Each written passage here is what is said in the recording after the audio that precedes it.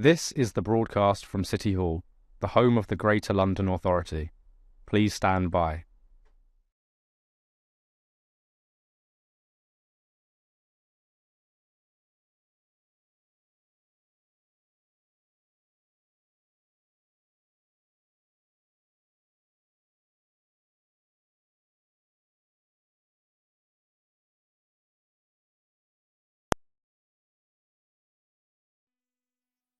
This is the broadcast from City Hall, the home of the Greater London Authority. Please stand by.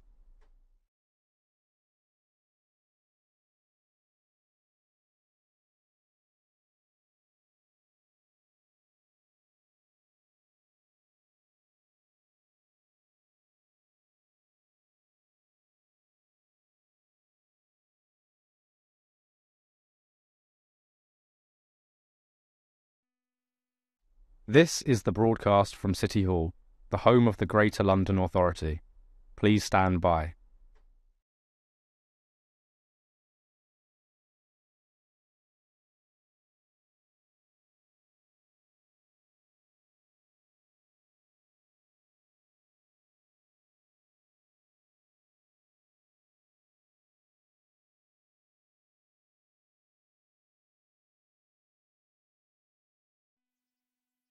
This is the broadcast from City Hall, the home of the Greater London Authority. Please stand by.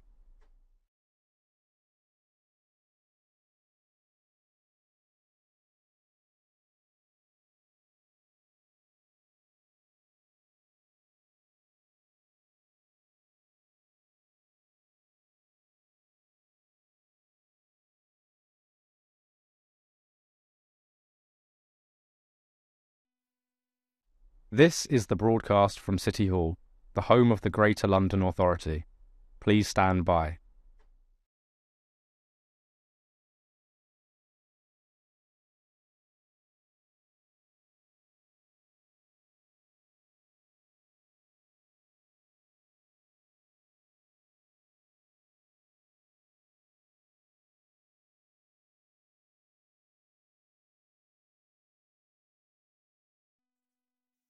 This is the broadcast from City Hall, the home of the Greater London Authority.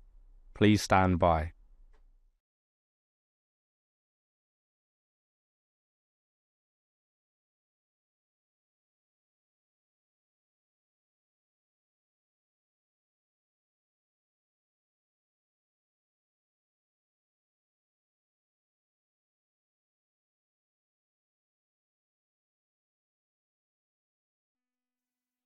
This is the broadcast from City Hall, the home of the Greater London Authority.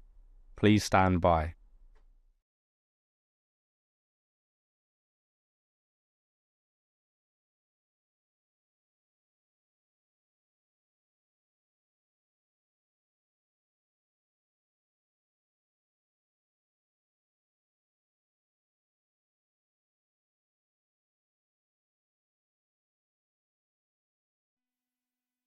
This is the broadcast from City Hall, the home of the Greater London Authority.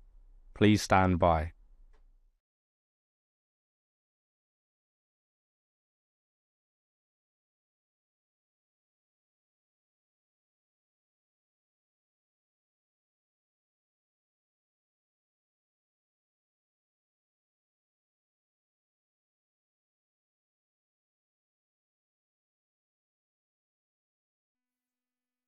This is the broadcast from City Hall, the home of the Greater London Authority.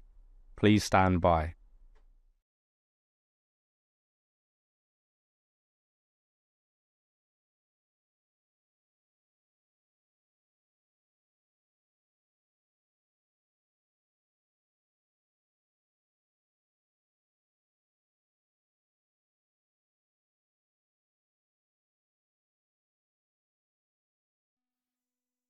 This is the broadcast from City Hall, the home of the Greater London Authority.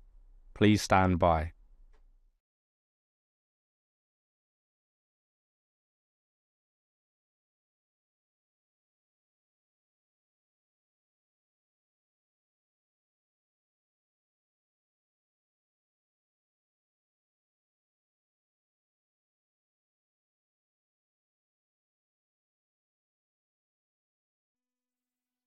This is the broadcast from City Hall, the home of the Greater London Authority. Please stand by.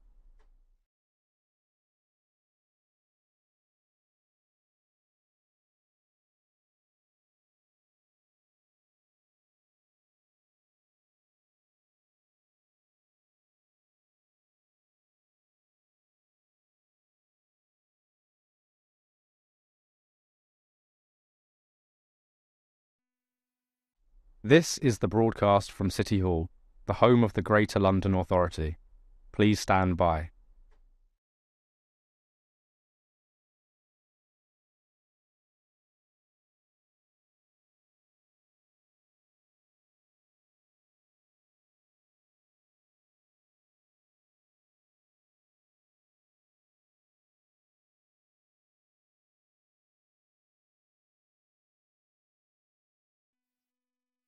This is the broadcast from City Hall, the home of the Greater London Authority. Please stand by.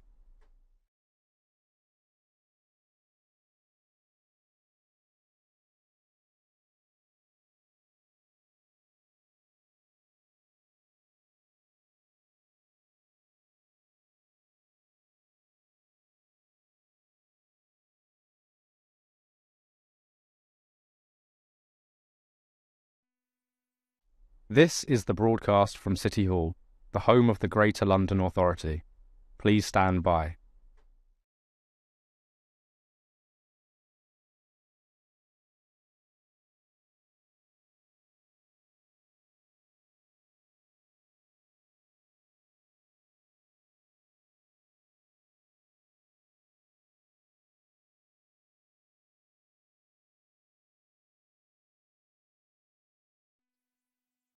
This is the broadcast from City Hall, the home of the Greater London Authority.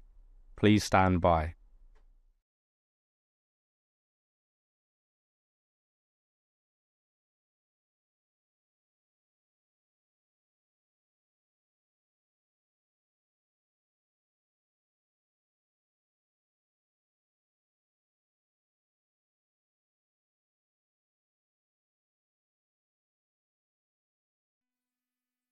This is the broadcast from City Hall, the home of the Greater London Authority. Please stand by.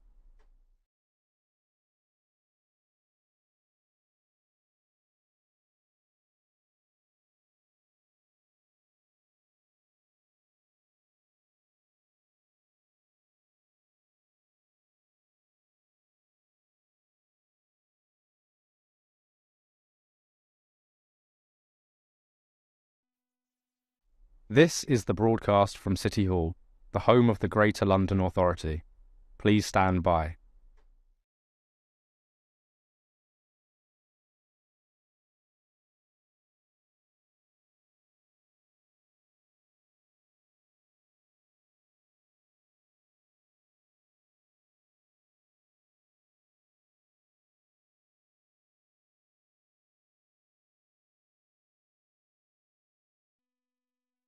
This is the broadcast from City Hall, the home of the Greater London Authority. Please stand by.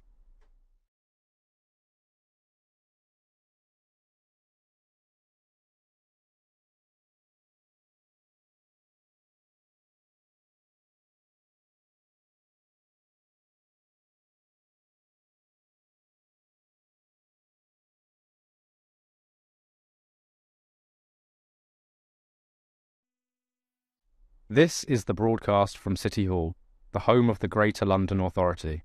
Please stand by.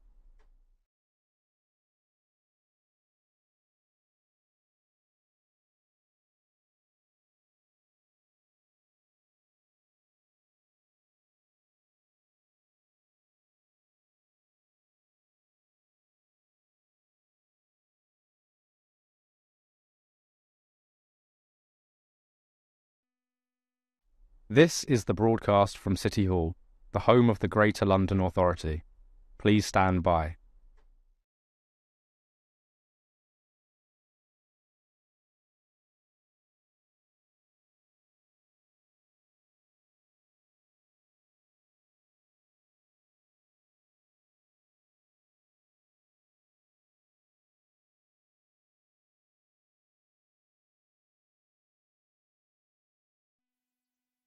This is the broadcast from City Hall, the home of the Greater London Authority. Please stand by.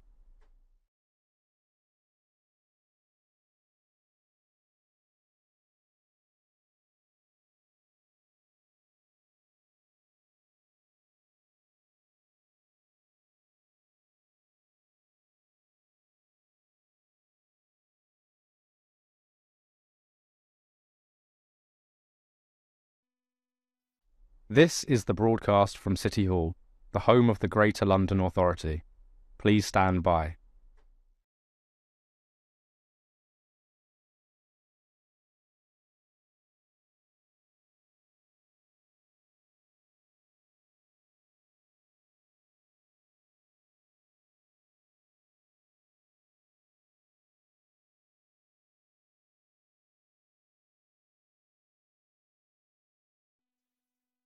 This is the broadcast from City Hall, the home of the Greater London Authority. Please stand by.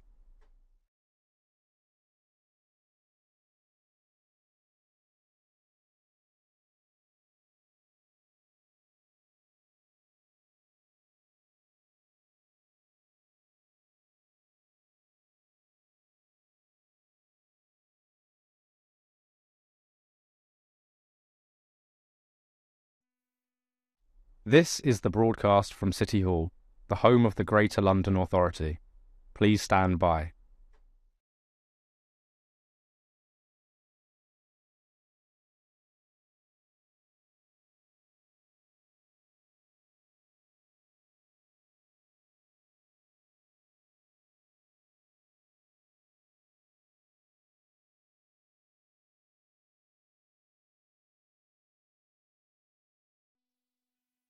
This is the broadcast from City Hall, the home of the Greater London Authority.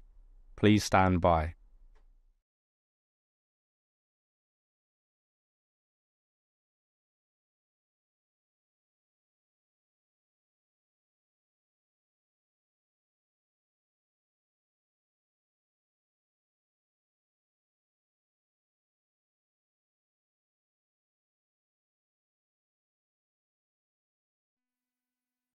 This is the broadcast from City Hall, the home of the Greater London Authority. Please stand by.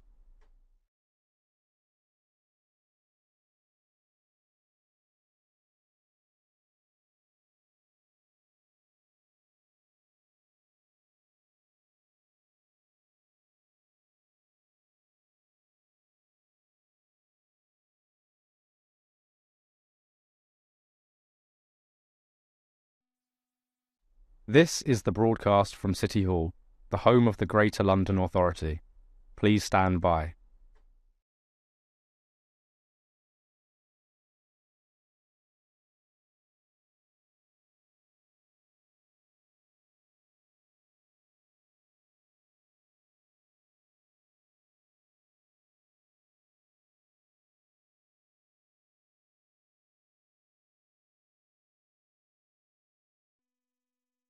This is the broadcast from City Hall, the home of the Greater London Authority. Please stand by.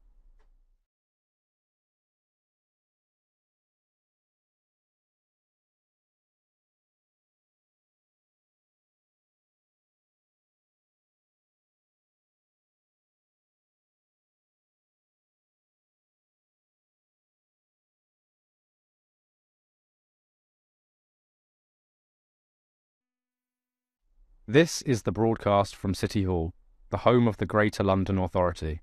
Please stand by.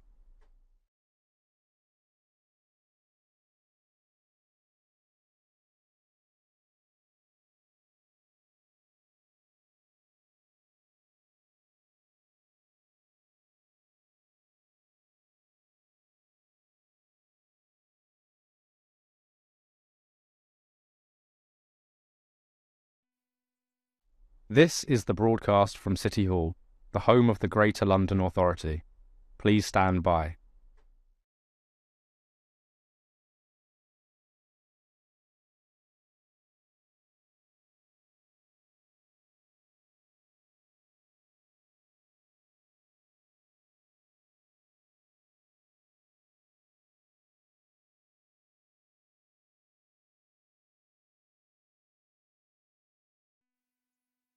This is the broadcast from City Hall, the home of the Greater London Authority.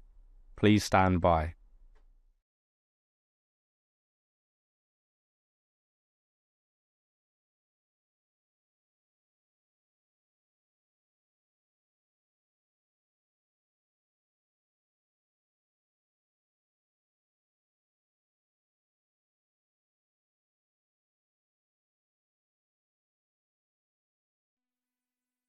This is the broadcast from City Hall, the home of the Greater London Authority. Please stand by.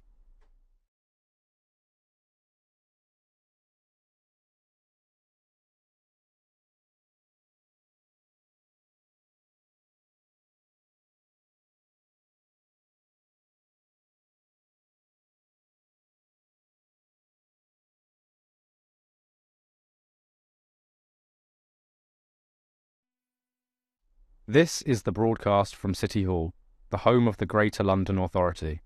Please stand by.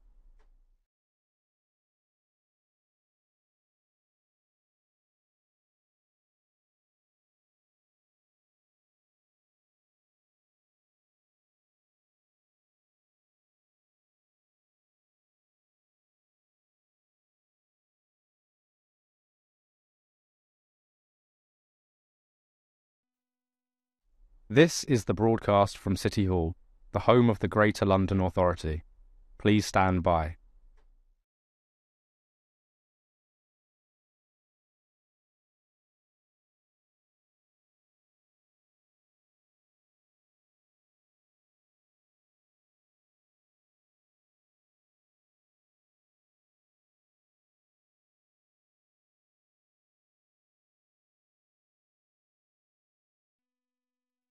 This is the broadcast from City Hall, the home of the Greater London Authority.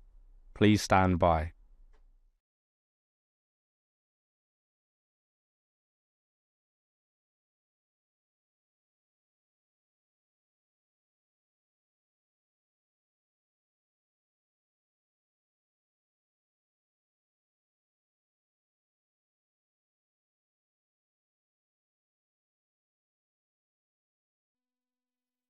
This is the broadcast from City Hall, the home of the Greater London Authority.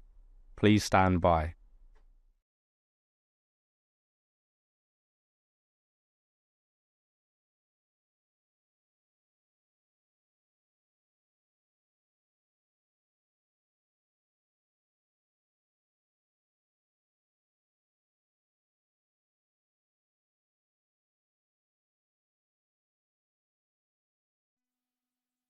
This is the broadcast from City Hall, the home of the Greater London Authority.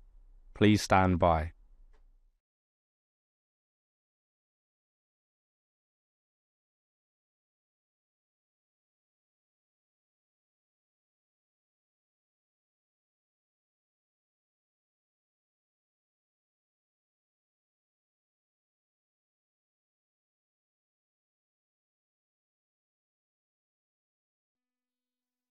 This is the broadcast from City Hall, the home of the Greater London Authority. Please stand by.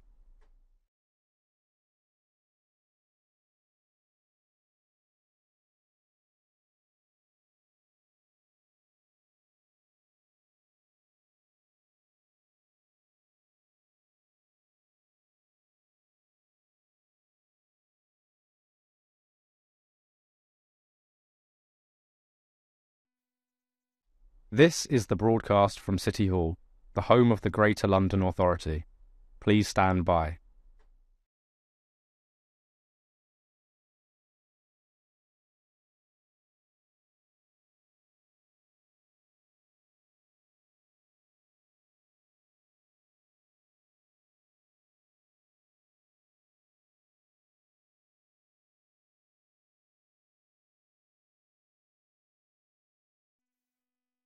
This is the broadcast from City Hall, the home of the Greater London Authority. Please stand by.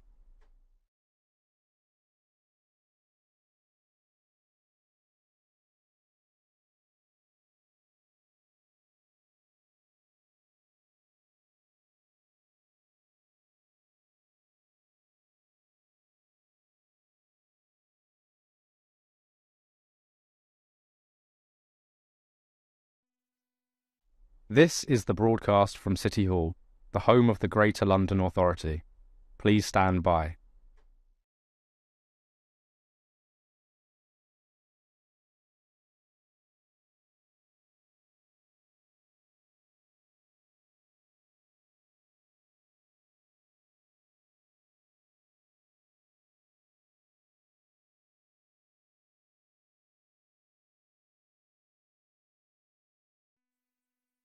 This is the broadcast from City Hall, the home of the Greater London Authority.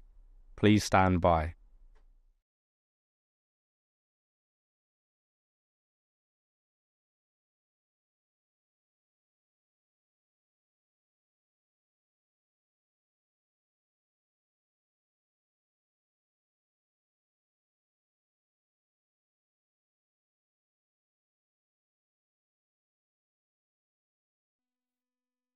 This is the broadcast from City Hall, the home of the Greater London Authority. Please stand by.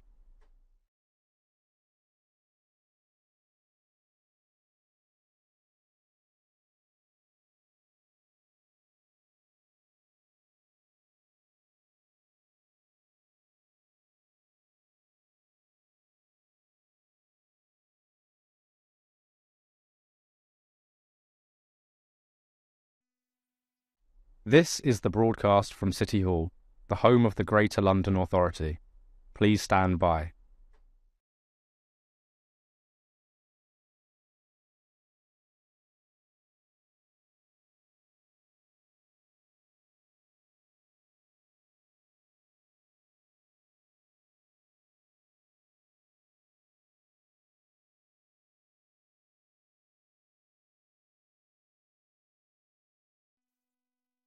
This is the broadcast from City Hall, the home of the Greater London Authority. Please stand by.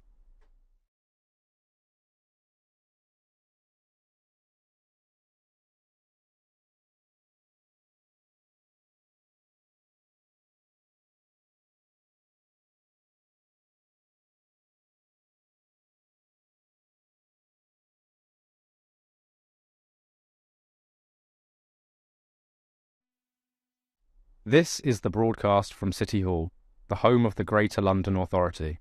Please stand by.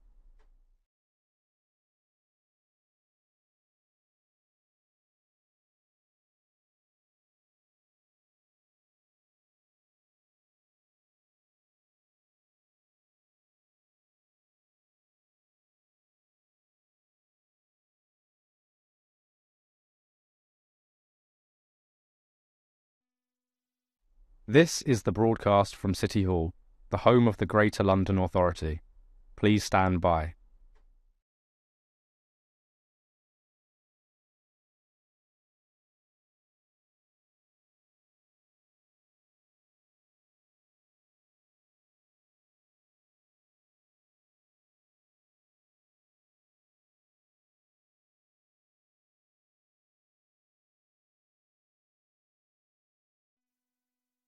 This is the broadcast from City Hall, the home of the Greater London Authority. Please stand by.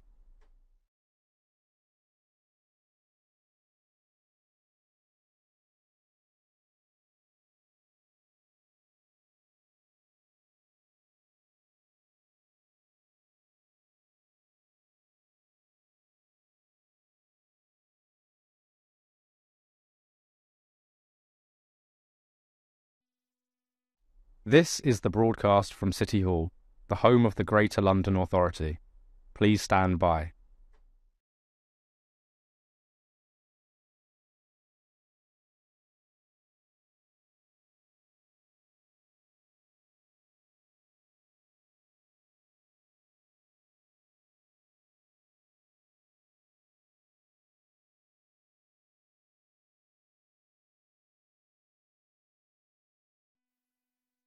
This is the broadcast from City Hall, the home of the Greater London Authority. Please stand by.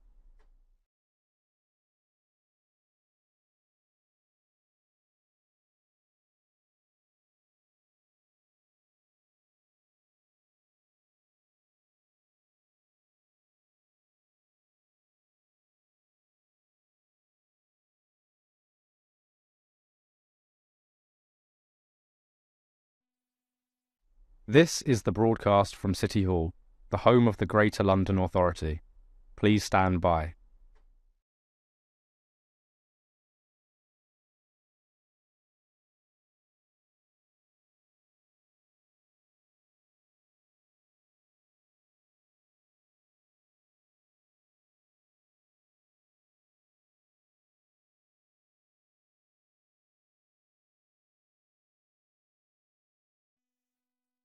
This is the broadcast from City Hall, the home of the Greater London Authority. Please stand by.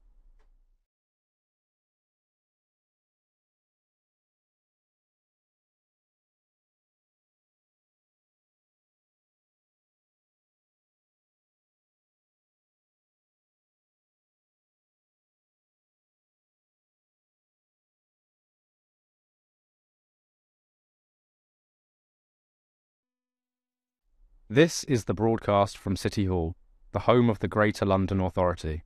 Please stand by.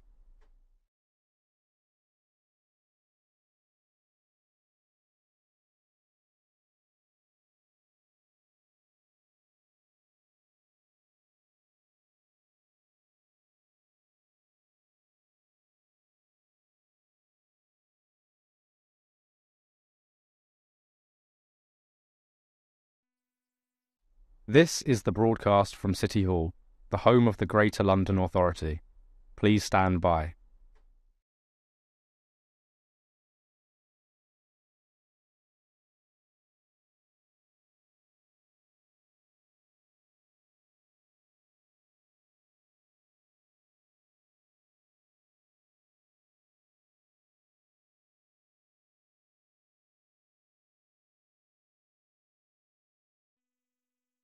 This is the broadcast from City Hall, the home of the Greater London Authority. Please stand by.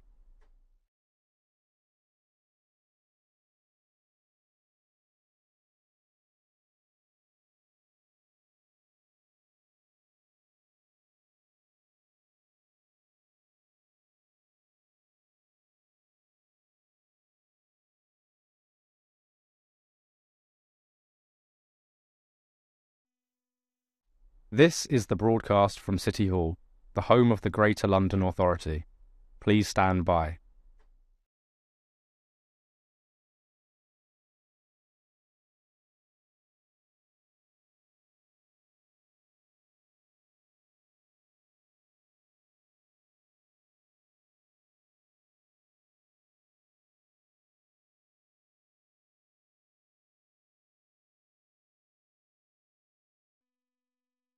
This is the broadcast from City Hall, the home of the Greater London Authority. Please stand by.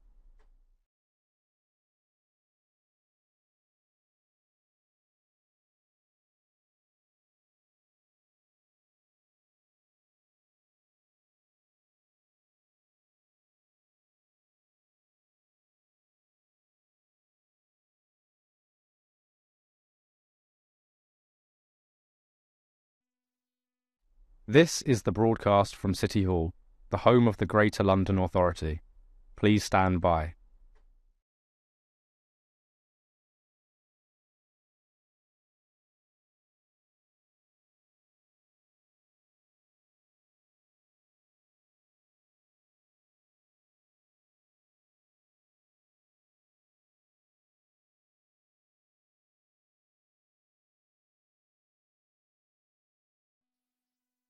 This is the broadcast from City Hall, the home of the Greater London Authority.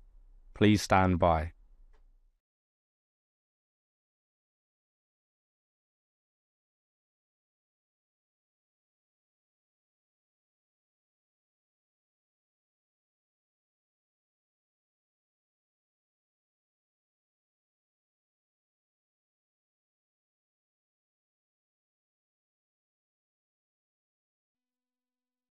This is the broadcast from City Hall, the home of the Greater London Authority. Please stand by.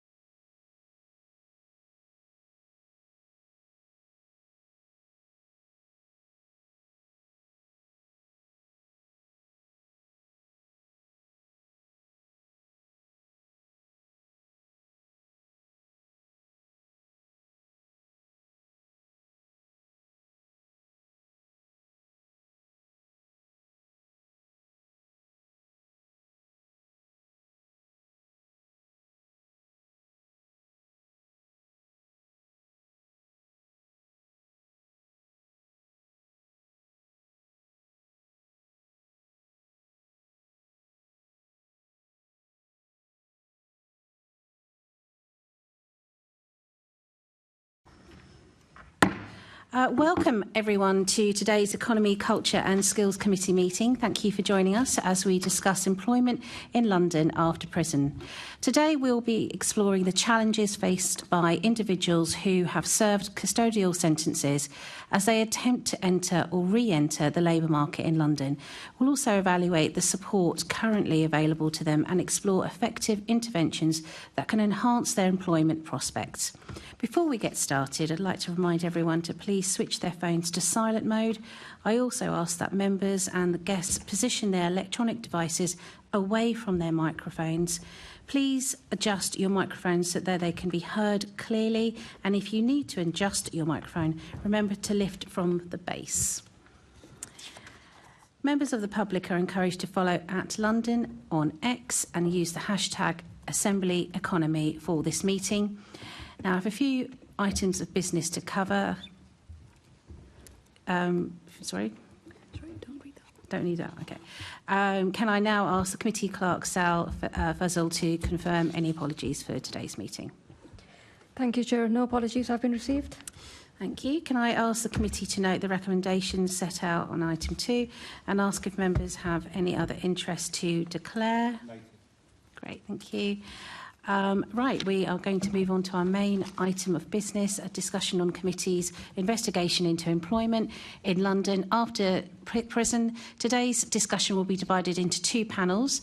I'd like to welcome our guest for now on the first panel in the chamber. We have John Collins, who's the Chief Executive of the Prisoners Education Trust. Hopefully we'll have Paul Clarkson joining us shortly, who's the Director of Quality and Training, the Clink. And our other guest, Helena Hamilton, will be sending some questions to who cannot join us today, unfortunately. So thank you very much for joining us today. I will be asking the very first question. Are London's prisons currently able to effectively prepare individuals for entering the labour market upon release? First of all, thanks very much for inviting me here today to talk about prison education and training, which is the area of expertise of my organisation, Prisoners Education Trust. In terms of whether or not London prisons prepare people for release and into employment in London, I think the first important thing to say, just as I'm sure the committee will be aware, many people who are resettling into London, coming back into London when they're released from prison, won't necessarily serve all of their sentence or even the final part of their sentence here in London. They may be serving it in prisons around the country. As you'll be aware, the current prison estate is under significant pressure, and that sometimes makes it more difficult to make sure that people are being held close to home as they come up to release, particularly in London, where a large proportion of prisons in London are what's called reception prisons. So they're primarily dealing with supporting the courts, so people who are on remand or who have immediately been sentenced. So when we're thinking about people who are being released into London, it is important to look at the whole country and the whole prison estate and not just prisons in London. That said, in terms of preparing people for release and moving into the labour market, evidence is really clear that accessing education and training when you're in prison makes it more likely that people will get a job on release. We know that from a whole range of evidence here in the UK and abroad. And we have a good idea of why that is. So we know that people entering prison tend to have significantly lower levels of literacy and numeracy than the average person in the community.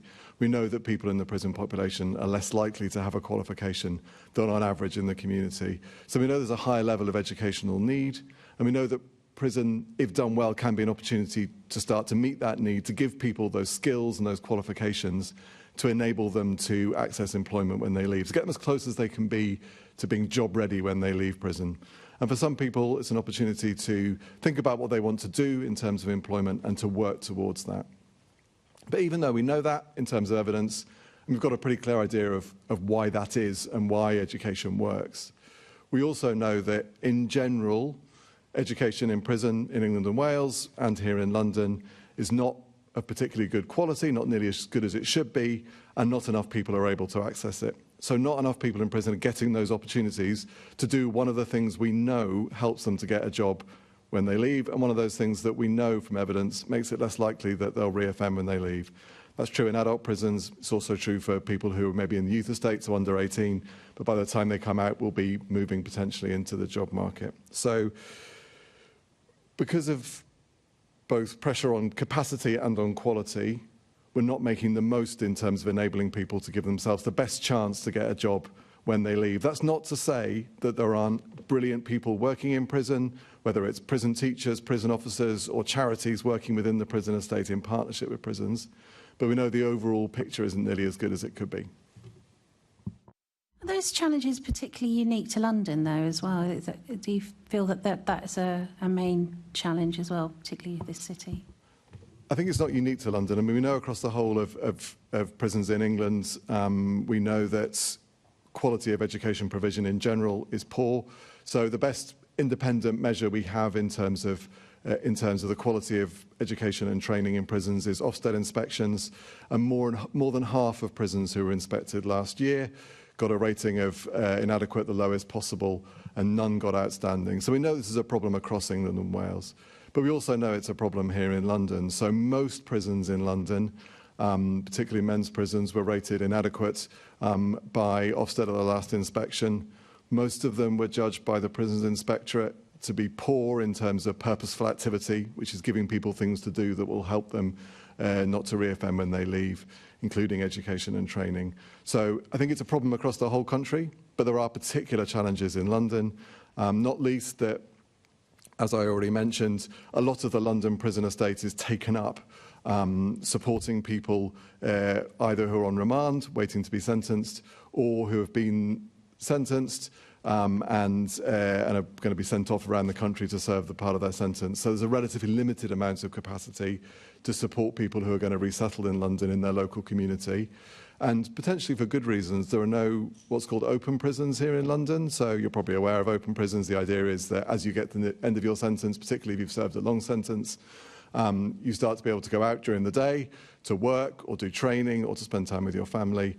There isn't an open prison in London, so we don't have that capacity here in London. So if you're coming towards the end of a long sentence, you're likely to start building up those employment or other relationships elsewhere and then have to resettle into London or face very long journeys in and out of London every day. And some people in prison do that, and I think it's incredibly impressive, but it makes it much more challenging for them to prepare for release. Assembly Member Palanci is going to go into it a little bit more. Thank you. Yeah, thank you very much, and thanks for being here. I used to work at Aylesbury Prison, actually, but I was really interested in what you just said about reception prisons in London. In terms of learning and training, does that ever begin in those reception prisons, or is that too disruptive if then someone has to go somewhere else? So there's education and training provision in all prisons in England and Wales, and people can access that at every point of their sentence, and some people are stuck in reception prisons for longer than they would be normally because of the lack of capacity elsewhere in the system. There are particular issues in some prisons in London where people are being held on remand awaiting a trial, and we know how long Crown Court backlogs are at the moment, so we know people are spending a very long time on remand waiting for trial. And then when people are on remand, you can't necessarily make them access education. Many people would choose to access education if they're given those opportunities to do so, but if they're pre-trial and therefore we don't know if they're going to be found guilty or not and they're pre-sentence, they won't necessarily have a coherent plan around what they're going to try and do during that sentence period, because that normally comes post when they've been found guilty if they are and then sentenced.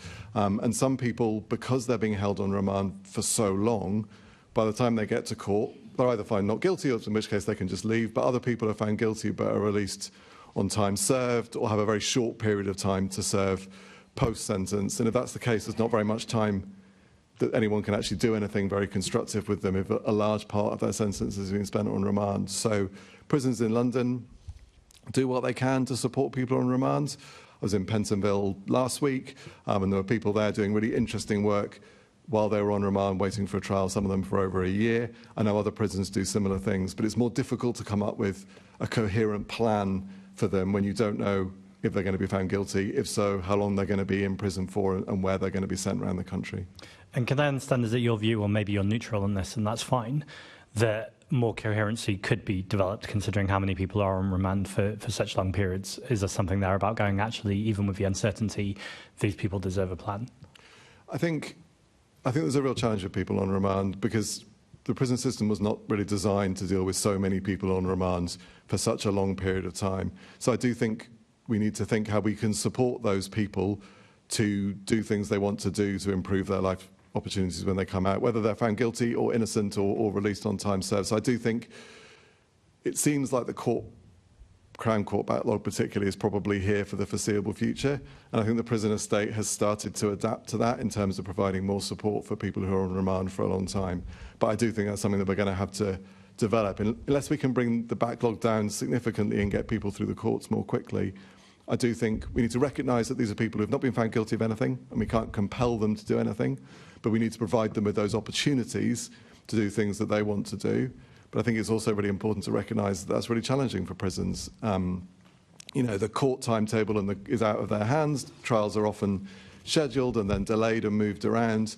So it's very difficult to plan something coherent with someone when you don't know how long you're going to have them for or what's going to happen to them, even if they're found guilty. So I think it is, ideally you'd like a more coherent offer for people on remand, but I absolutely recognise it's really difficult for prisons who are already struggling with resources to necessarily provide that kind of coherent equivalent of a sentence plan for someone who's on remand.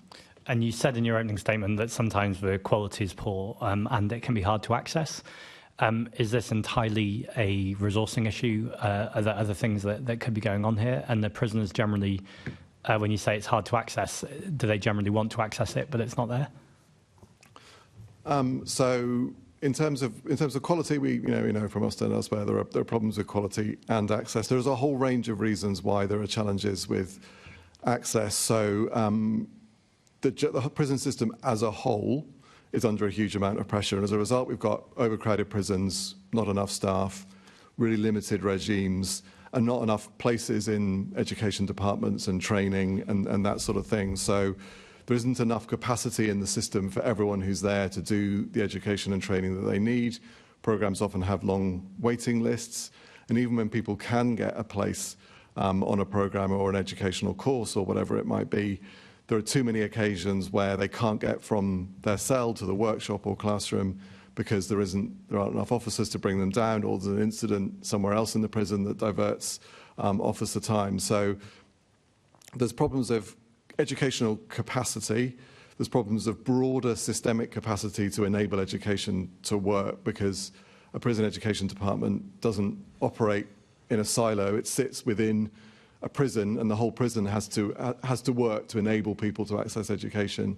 And it is hugely frustrating for people in prison if they're doing a course and they're doing it 1 week and then they can't do it the next week because there's no one to take them down, and they can't do it the next week because there's a lockdown or whatever. So there's not enough capacity in the system. Funding is a really important part of that, both funding for education specifically to increase capacity, to enable education departments to provide more and provide more variation. And certainly, I think prison education and training is significantly underfunded, and more resources would enable prison education departments to do more, particularly when you bear in mind they're dealing with some people who have maybe had very negative experience of education in the past, have high levels of educational need, high levels of learning difficulties and disabilities, so you need a relatively high level of resource. So resourcing is certainly part of it, but there are broader systemic issues. Then when it comes to whether or not people in prison want to study, want to learn, my experience has been, and the charity that I work for, we have more demand than we can meet in terms of people who are applying to do the courses that we supply. And in general, I think the primary problems with prison education are of supply, what's available, rather than demand, people wanting to do it.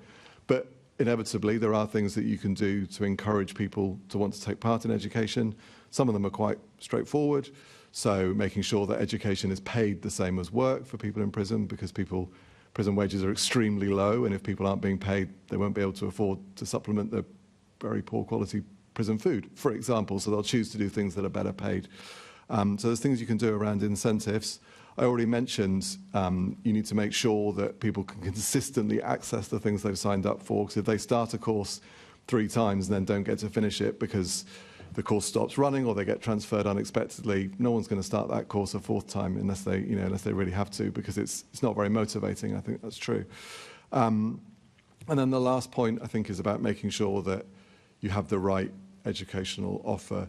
So a lot of what's available in prisons in terms of core education is focused on literacy and numeracy. That's really important because we know those are core functional skills, and people coming to prison are less likely to have them, and you need them really to be able to thrive in the labour market. There's also a range of vocational training, so preparing people for particular areas of work. But I think in general there's a lack of breadth and a lack of opportunities for people to do the things that they feel will move them into a job or help them to do whatever they're going to do next. And I think it's really important both in terms of what's on offer and how it's offered to make it really clear to people why this will benefit them when they leave. And being told you're going to an English class doesn't make people necessarily think this is going to help me get a great job when I leave. But building those core functional skills into a plan that shows how that will enable them to do other things that will enable them to get a job when they leave or a better paid job when they leave helps people to see the value of education, particularly bearing in mind these may be people who have had a really negative experience of school. A lot of people in prison haven't completed school, have either been excluded or dropped out, haven't got a positive view of education or necessarily of teachers or educational establishments. You need to make sure you're explaining to people why this will benefit them and what it will enable them to do both during and after prison. Thank you. That was really clear. Thanks, Chair. Thank you. Assembly Member Georgiou. Thank you, Chair. John, I feel like you've covered some of this already, but if there's anything you want to add, please do say. So, are there any interventions in prisons that have proved successful in helping individuals engage with the learning and training offer? Yes, I mentioned a couple of things. I think pay is really important. It's basic, but it is really important. At the moment, it's up to individual governors in prisons to set pay policies within their prisons. So while a lot do treat education and work equally, there are some prisons that have differential pay policy because you need to get people to do some jobs within the prison. And I understand that, but you also, I think, need to understand the longer-term value of education and training and pay people accordingly. I've mentioned in terms of the kind of variety and quality of the offer and making sure it's consistently available. I think a couple of other things that are probably worth mentioning in terms of engaging people. I think the ability to recruit, develop and retain really good quality teachers is really important. There are some brilliant prison teachers out there. I go and visit prisons quite often. I talk to prison teachers. They're working in a really difficult environment, and a lot of them are brilliant. But we know that it's really difficult to bring in and retain really good teachers. It's not a very clear career path. It's not very well paid in terms of the teaching profession. And the prison education world tends to operate in something of a silo. So if you hadn't thought of working in prison education before, kind of how would you do that? So I think there's action for the government nationally and the prison service nationally to think about how you make prison teaching a more appealing career. Because if you can get brilliant, we know how important brilliant teachers are to retaining and engaging people in education. So I think that's got really real value as well. And then the last thing I'd say around engaging people in education is recognising that a lot of prison-based education at the moment is either a big classroom for a very long period of time. Prison regimes are quite restricted, so people tend to spend long periods of time in one place if they're going to be there at all, and then back in their cell for even longer periods of time. Or big workshops with lots of people. What's available tends to be quite structured and quite limited. And I mentioned already that for a lot of people in prison, sitting in a classroom, they may have negative experiences of that or may feel they're not ready for that in terms of where they are. If you've got very poor levels of literacy, for example, you may not want to reveal that in front of a classroom of 30-odd other people.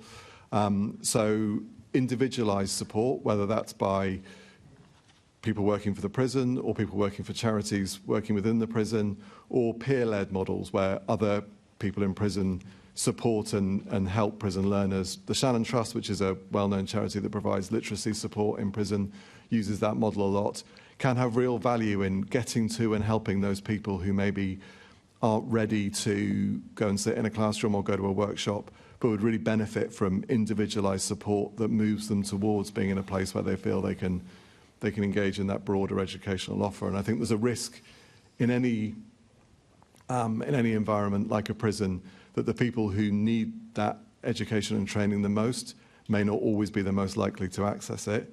And that's partly about making sure that prisons have good allocation processes, so allocation the way that prisons assign people to particular activities, but it's also about thinking about how you get out there and find and support people who are maybe further away from mainstream education and help them to get there. And peer-led models, peer mentoring, peer support, peer teaching can have real value in that, as can some of the really valuable sort of one-on-one coaching work that often prison officers, even though they'd like to, don't have time for, but sometimes charities or other organisations do, that mean that over time people can then access kind of more mainstream education within the prison system.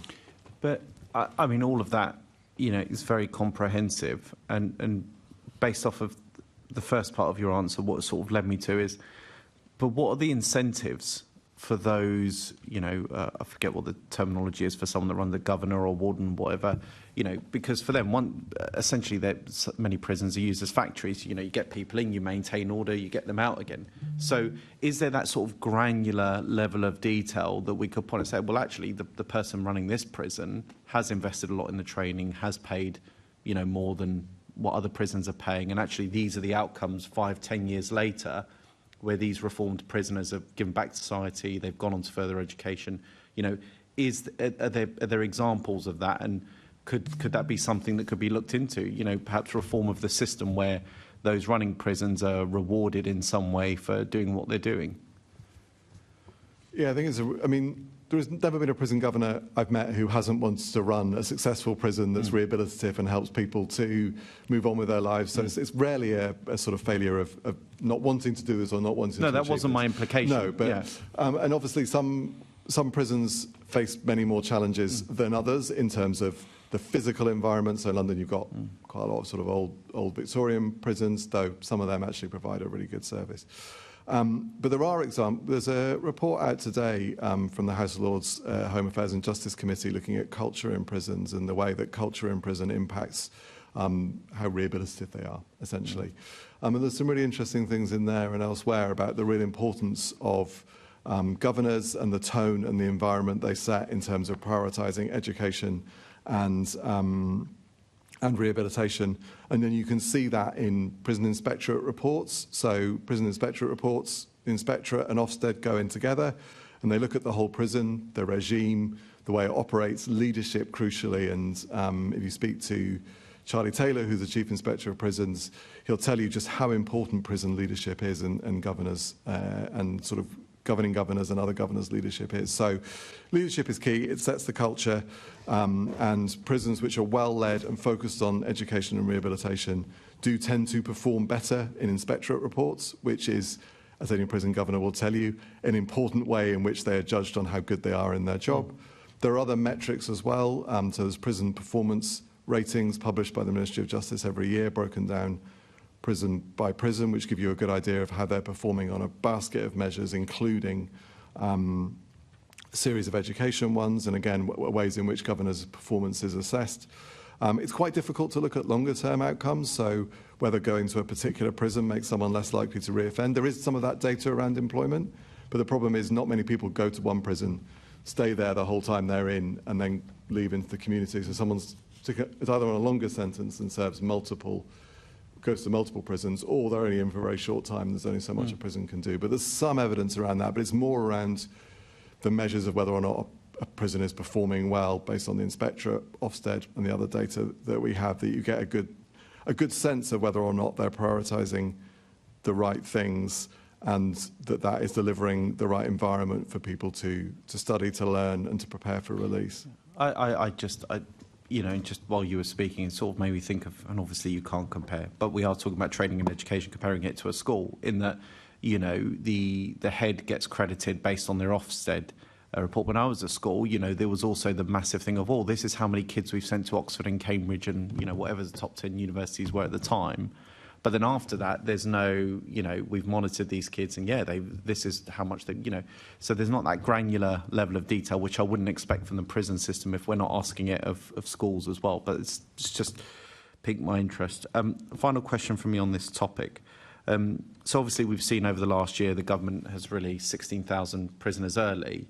And I'm not, you know, debating the wrongs or rights of the policy. But my thing is, how has that impacted on, level of training? Has that disrupted certain work that you do, other charities do, for prison leavers that have been remorseful, want to get back into the system?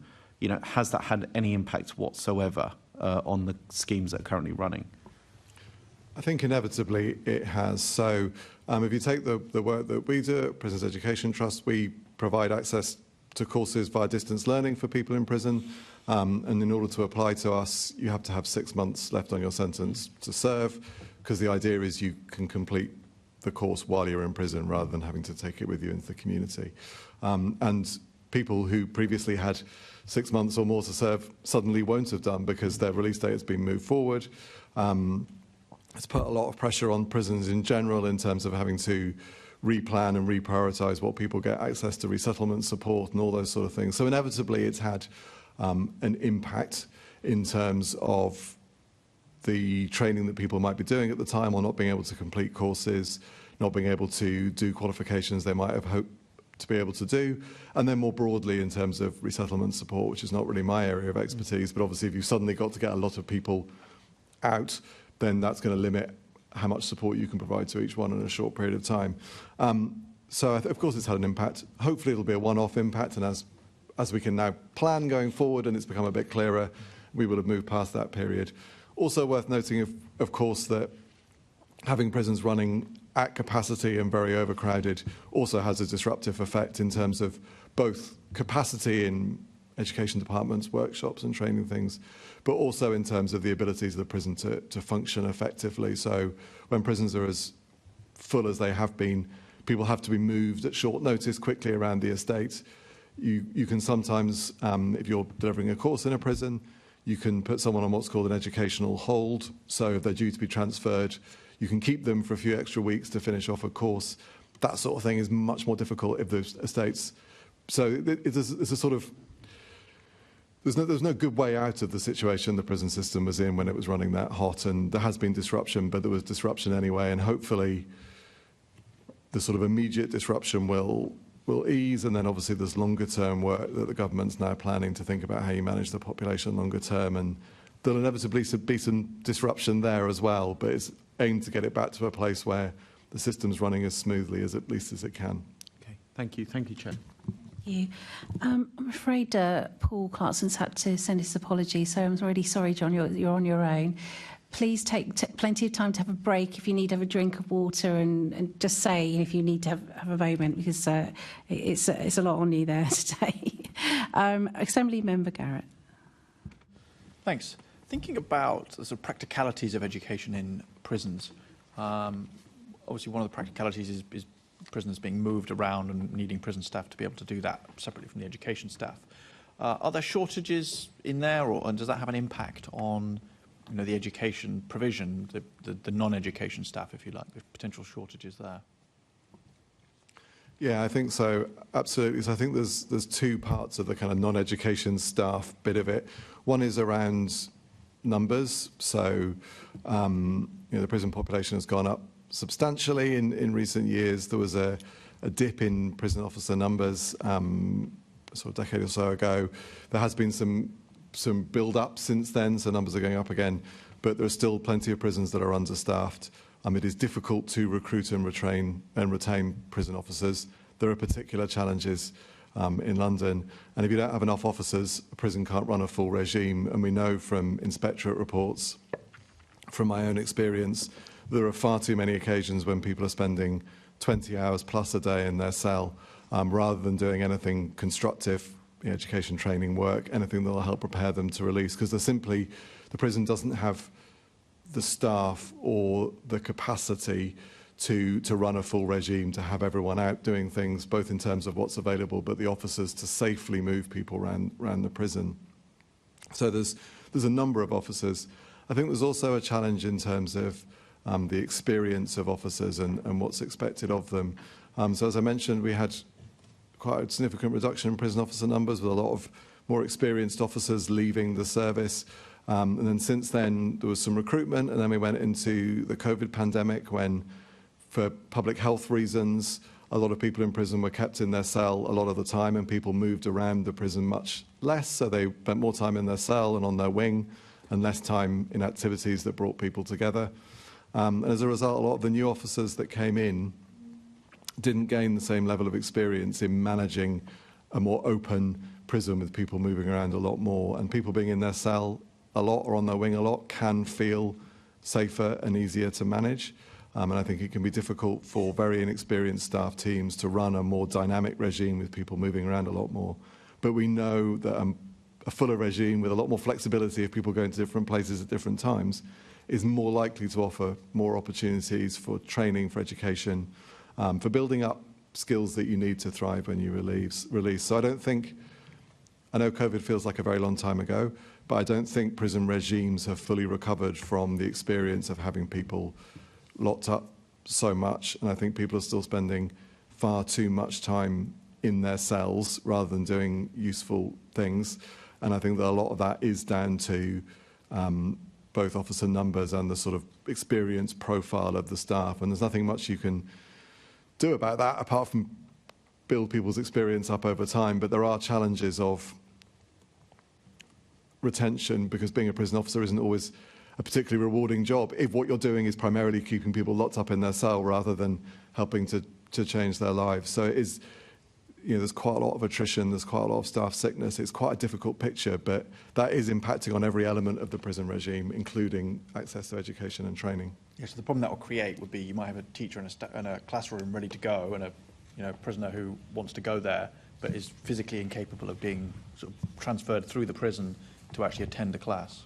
Yeah, absolutely, and that's a very routine occurrence. So, you'll visit classrooms and they'll be empty or half empty, and there'll be a teacher there. And you can read about this in inspection reports from the inspectorate. But if you visit prisons, you'll see it as well. And attendance figures. So prisons publish attendance figures for the proportion of essentially education places that are taken up over a year period. And while it varies significantly, I think there are at least 3 prisons in London when it's below 50%, another 3 when it's below 60%. And that is primarily, some of it will be what's on offer isn't fitting with what people in the prison need, but a lot of it will be just not being able to get people from their cells or from their wing into the education department. And because regimes are quite complex normally, if you miss the slot when you're meant to be doing that, that's it for the day. So people then won't get another opportunity. So there's not enough capacity, but we're also not making enough use of the capacity that we have. And that can be the most frustrating bit for learners, for teachers, for people who are visiting. When you've got a motivated teacher, you've got a motivated learner, they're not in the same part of the prison, and you can't get one in front of the other. I can see that'd be quite frustrating for the teacher as well. And just finally on this, on overcrowding, does that have an impact on all of this as well, getting students into classes? I mean, yes, in short, it has the same. So you've got one with overcrowding is that when they put extra cells into prisons or more people into cells, so 2 sharing a cell designed for 1 or 3 for 2, they don't tend to expand at the same rate, education departments or workshops or that sort of thing. So the proportion of education spaces there are in the prison compared to the whole population tends to reduce. And you've got prisons in London where there's only roughly half the amount of capacity in terms of things people can do as there is people in the prison, and overcrowding just makes that problem worse and worse. But the second thing is that if you've got too many people, that creates pressures on staff. You've got more people coming and going all the time, being transferred to other prisons or coming and going to court. And the more people you've got to try and manage, the more difficult it is to get people to things like education, which are incredibly important longer term, but probably not as much as a priority for most prisons as getting people to court, legal visits, family visits, or frankly, getting them some fresh air or a trip to the gym and that sort of thing. So even in prisons where education is a priority, and my own view is that education should be more of a priority than it is in prisons, but even where it is a priority, it does get pushed down the list behind some things that I would absolutely acknowledge are essential. If someone's due in court, you have to get them to court because the court backlog is causing us other problems. But the more people you have to move around the prison because of overcrowding, the more challenges that creates in terms of getting people into a classroom or a workshop and the right people there on a consistent basis. Understood. Thank you very much. Thank you. Assembly Member Ahmad. Thank you, Chair. Good afternoon, John. Could you tell us, in the provision of learning and training across London's prison, is that provision actually consistent? And if not, how is it causing problems for individuals who are looking to access learning? Cool. So the sort of core education provision that's made available in prisons, so literacy, numeracy, English as a second language, and some very limited digital skills training, which is all provided under contract by specialist education providers, contracted nationally but by region. It's pretty consistent across London. You've got one provider in the sort of central London prisons at least. They've got some relatively tight contractual requirements, and budgets don't allow them to go much above and beyond what they're contractually required to do, so there's quite a lot of inflexibility there. That itself creates problems, and a lot of governors would like to see more prison-by-prison flexibility to think about what their population needs. So a lot of that core offer is consistent across the estate. I think there is a real challenge there in that it's consistently not very good in most prisons at the moment, and that is the biggest part of the offer in terms of cost and number. And as I mentioned, that's very much not a criticism of the education providers. They're doing the best they can in a very difficult set of circumstances, and it is very difficult for them to meet the requirements that Ofsted are looking for, but nonetheless, most of them aren't getting close to what Ofsted were looking for. And your colleague mentioned schools. You know, almost all the prisons in London are rated inadequate by Ofsted. If that was the case in all the schools across London, it'd be an absolute outrage, but there's lower expectations of what prisons are able to deliver, while at the same time we absolutely recognise that it's as important in prisons as ever. So there's a reasonable amount of consistency. That said, there is some variation between prisons, and if you look at the data, some prisons do better than others on attendance in education classes. Some do better than others in terms of the number of people they manage to get through. So there is some variety, and I think it would be interesting to explore in a bit more detail kind of why some prisons perform better than others, and inspectorate reviews and Ofsted give you some ideas of that.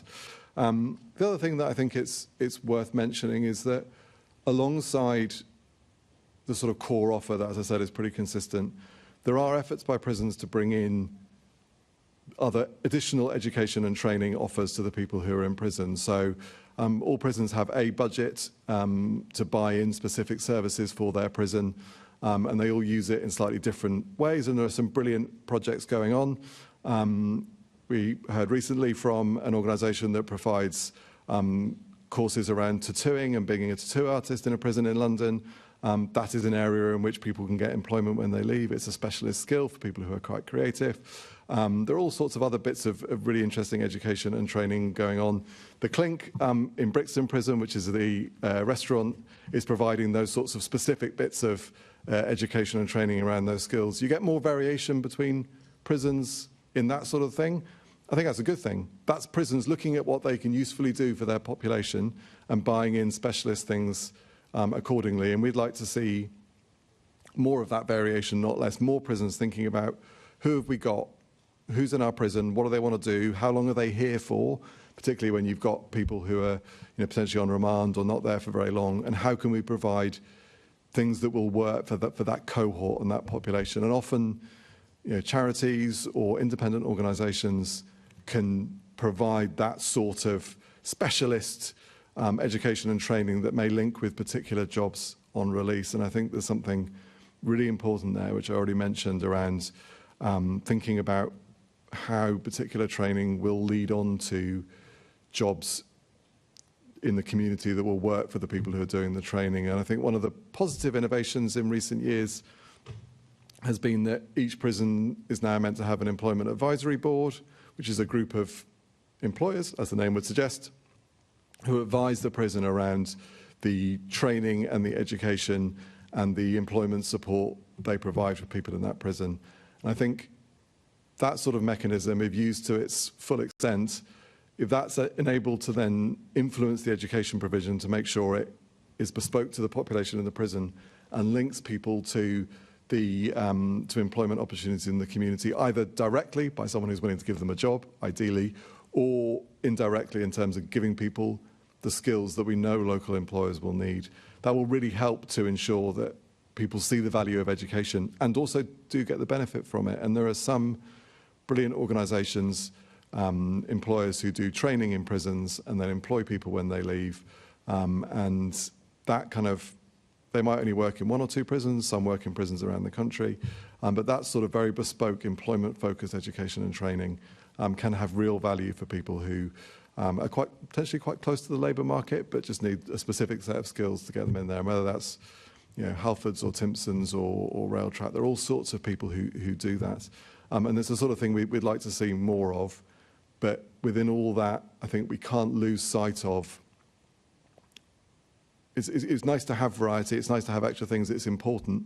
But the biggest part, as I said, of that education offer is core functional skills.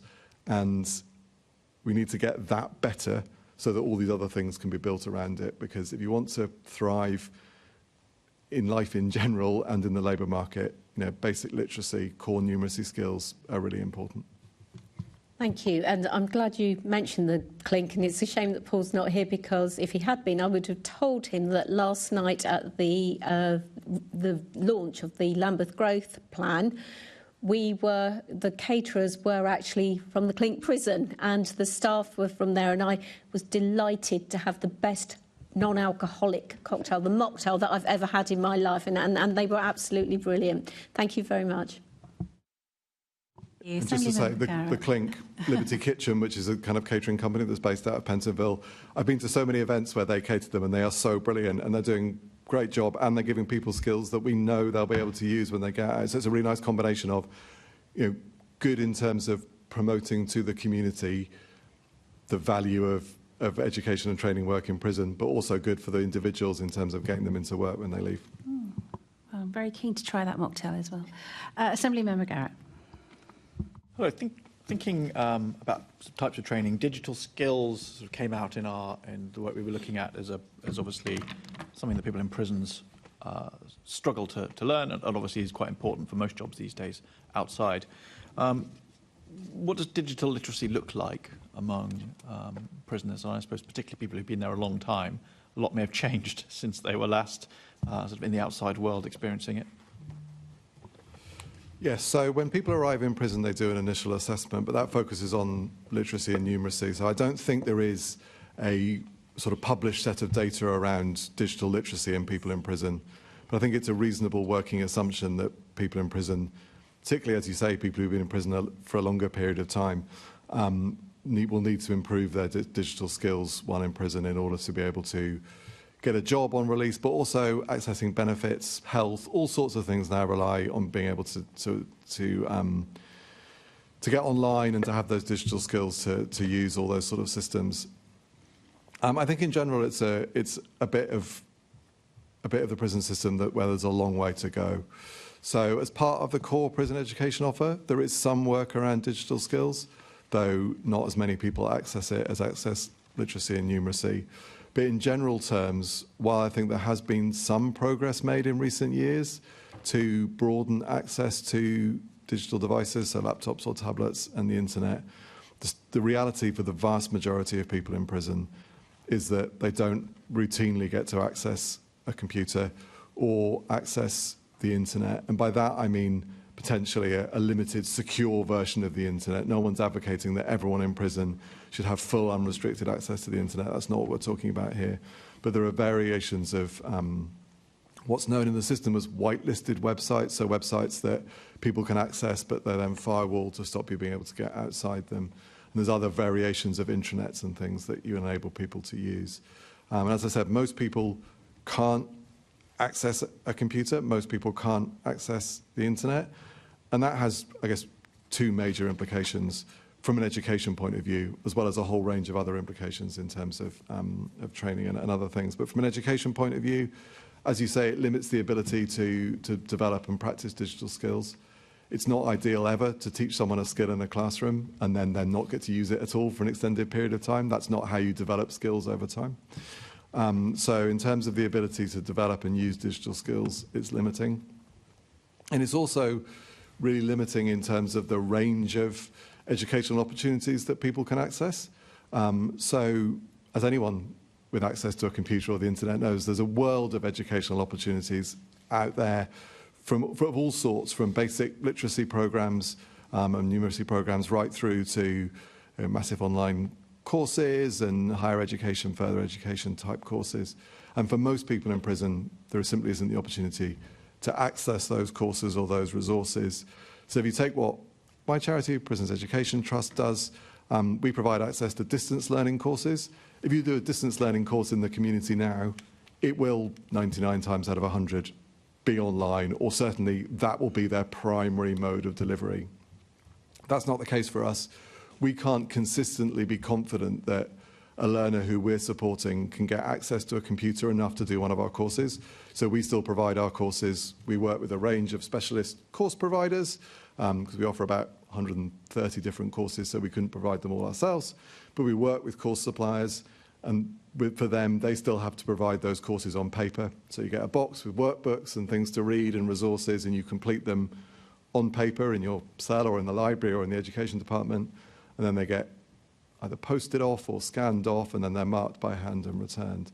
That's a very limiting way of doing distance learning, but there are also a whole range of resources that simply aren't available in paper form, or things that can't be studied in paper form at all different levels of educational opportunity. So it's a huge barrier. Sort of two brief further points on that. As I'm the only person here, I feel like I can continue a bit. One is that while we do think there should be a bigger role for digital and access to digital devices, it cannot replace face-to-face teaching and face-to-face engagement. It's really important for people in prison to continue to get face-to-face learning opportunities with teachers, both in terms of opportunities to engage and also the softer skills that come with education. So while we'd like to see a move towards digital, that has to complement and not replace face-to-face teaching, albeit that feels quite a long way away at the moment. So I think that's really important. But I also think we need to recognise that people are spending a lot of time in their cells in most prisons at the moment, way more than we'd like them to. And we've talked a bit about the remand population and people who maybe don't have as much access to mainstream prison services. That time could be used more constructively if people had access to in-cell devices with good quality educational materials loaded onto them.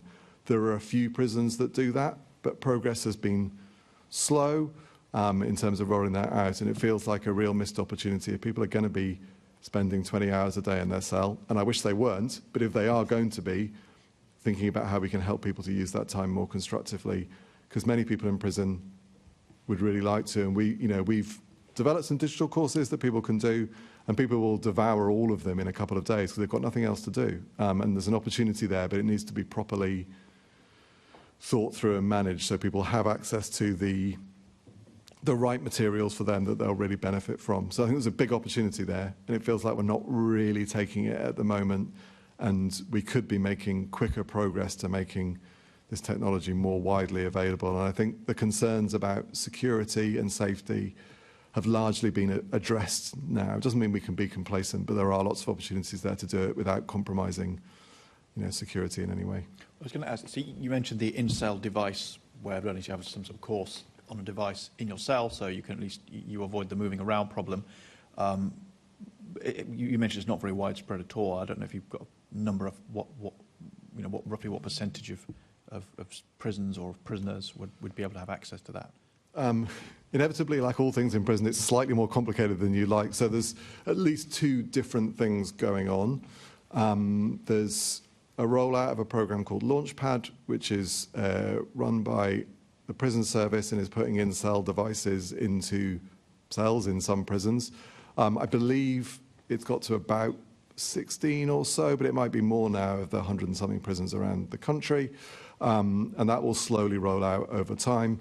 There is then a question in terms of what resources are available on Launchpad and how well it works in practice. But that's something that we'd like to see accelerated in terms of rolling that out.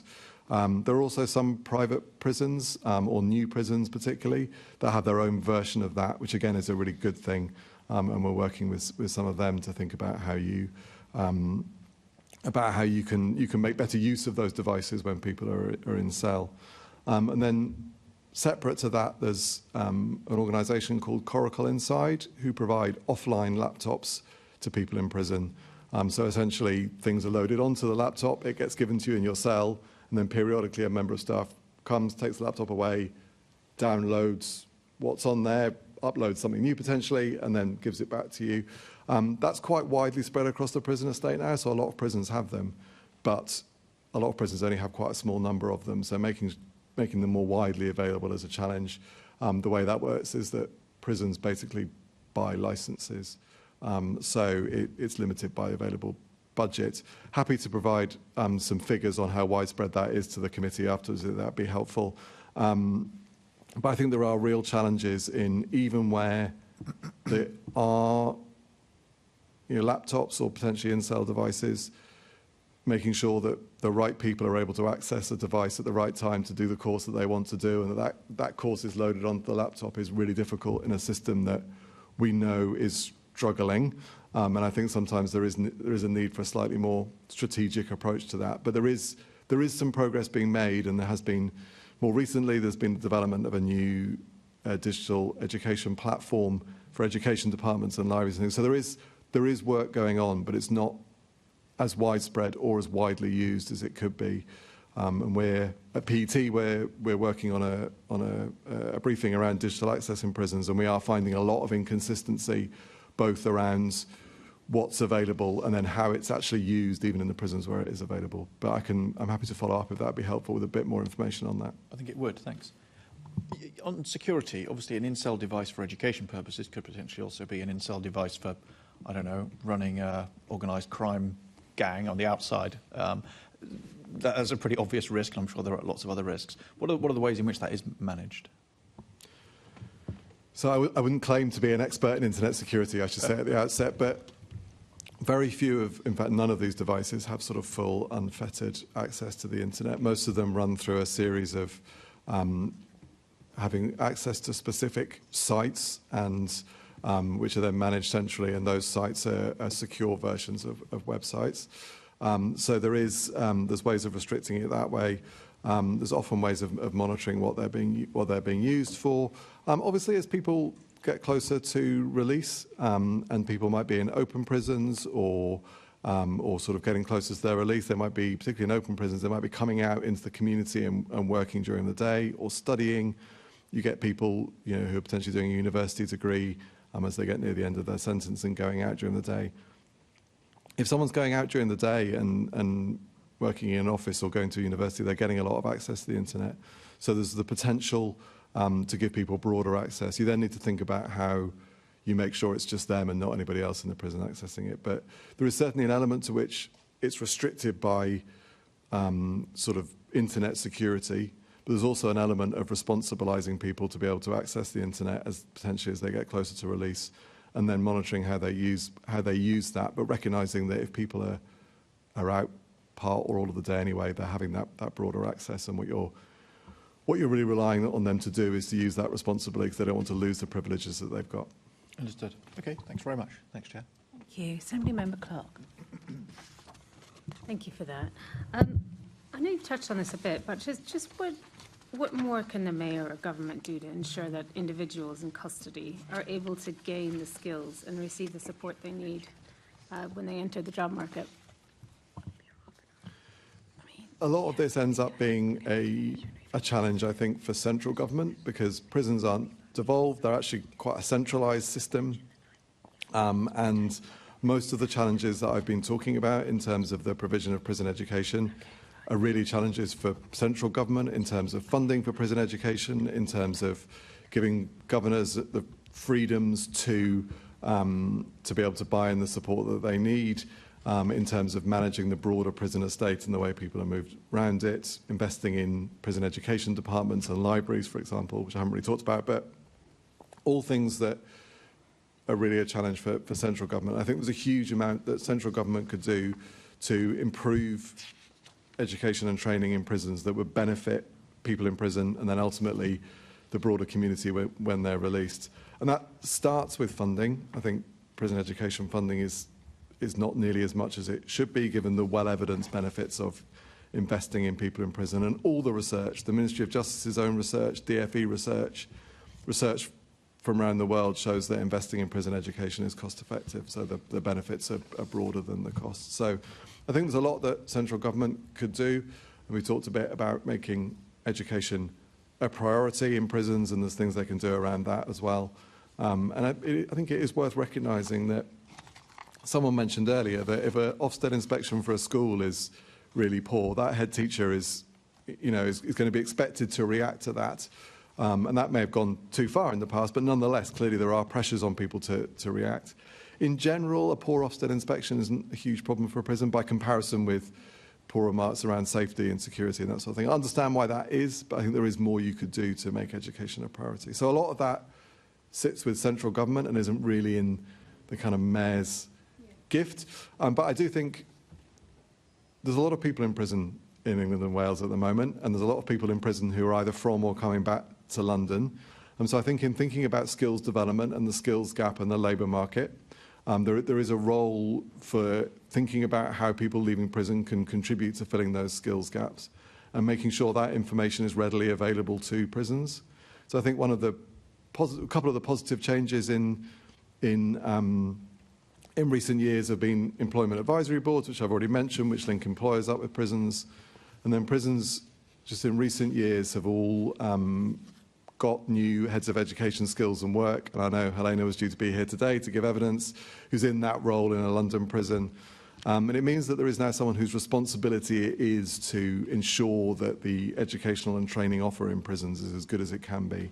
I think thinking about how good quality labour market information that's time-specific and London-specific can be provided to those educational leaders in prisons and to employment advisory boards could really help to ensure that people leaving prison and the skills they're being given aligns with where skills gaps are in London. So that's one area. I think that it's also important to recognise the kind of the softer influence that the Mayor and the London Assembly can have around championing the employment of prison leavers and education and training provision for prison leavers in terms of recognising the value that has, not just for the individuals or even just for the broader community, but also recognising that all the research shows that people leaving prison make great employees. Hard-working, loyal, really grateful to be given a chance and bring a whole range of skills that employers really value. So I think there's that role of promoting the importance of employment of prison leavers, using the high profile that the Assembly and the Mayor has to champion this as an issue. And then lastly, and I have to admit, this is not an area of expertise that I've done a lot of work on, but I do think that we can see real benefit where non-prison based education and training providers, whether that's higher education or further education colleges or training organisations or charities, working in partnership with prisons can have in terms of broadening and diversifying that education offer, and that can apply to employers as well. So employers providing employment-specific training in prisons, which I also already mentioned. So I think thinking about how the convening powers that the Mayor has can help to encourage and incentivise those partnerships between prisons and the community focused around education and training has real value, because anything that helps to break down some of the barriers between what's happening in a prison and what's happening in the community just is so important to try and close the gap between someone who's in prison cut off from the rest of the community and what's going on outside. If you can find ways to encourage those partnerships and support those partnerships, then that will help to ease the transition out of prison into a job. And we know that the more quickly people can get into a job, into housing, whatever it might be when they leave, whatever those needs are when they leave prison, the less likely they are to reoffend, because the sooner you can get them up and running on whatever they want to do next, the better that's going to be. So I think there's some thinking about those partnerships and how you can incentivise them has got potential. Right, thank you so much. Thank you. John, thank you so much. You've had to deal with a lot of questions today. It wasn't what we expected, but we're really pleased that you were able to answer them in full, and we are really, really appreciative. Thank you so much. So we are going to be taking a short adjournment till our next panel. Thank you very much.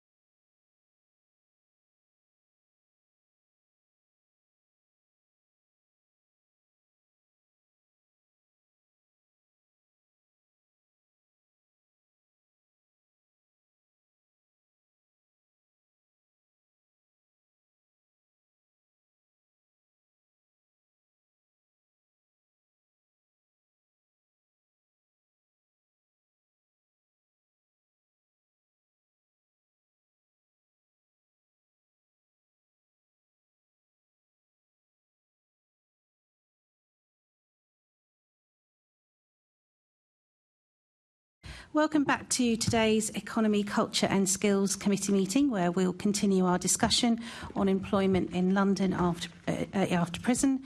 I would like to welcome our guest for the second panel, Penny Parker, who's the Chief Executive Officer for Standout, Matt Randall, who's the Director of Justice Catch-22, and Sian Williams, who's the Chief Executive Officer for Switchback. Now, we're going to go to the first question for the panel from me. What are the most pressing challenges people leaving prison in London face after re-entering the community? Happy to start with Penny, then we'll work along. Thank you. Thank you very much for the invitation to appear. And just to put it in context, Standout works in 3 of the big London prisons, supporting people through a programme in prison pre-release and then offering them support in the community after they've left prison.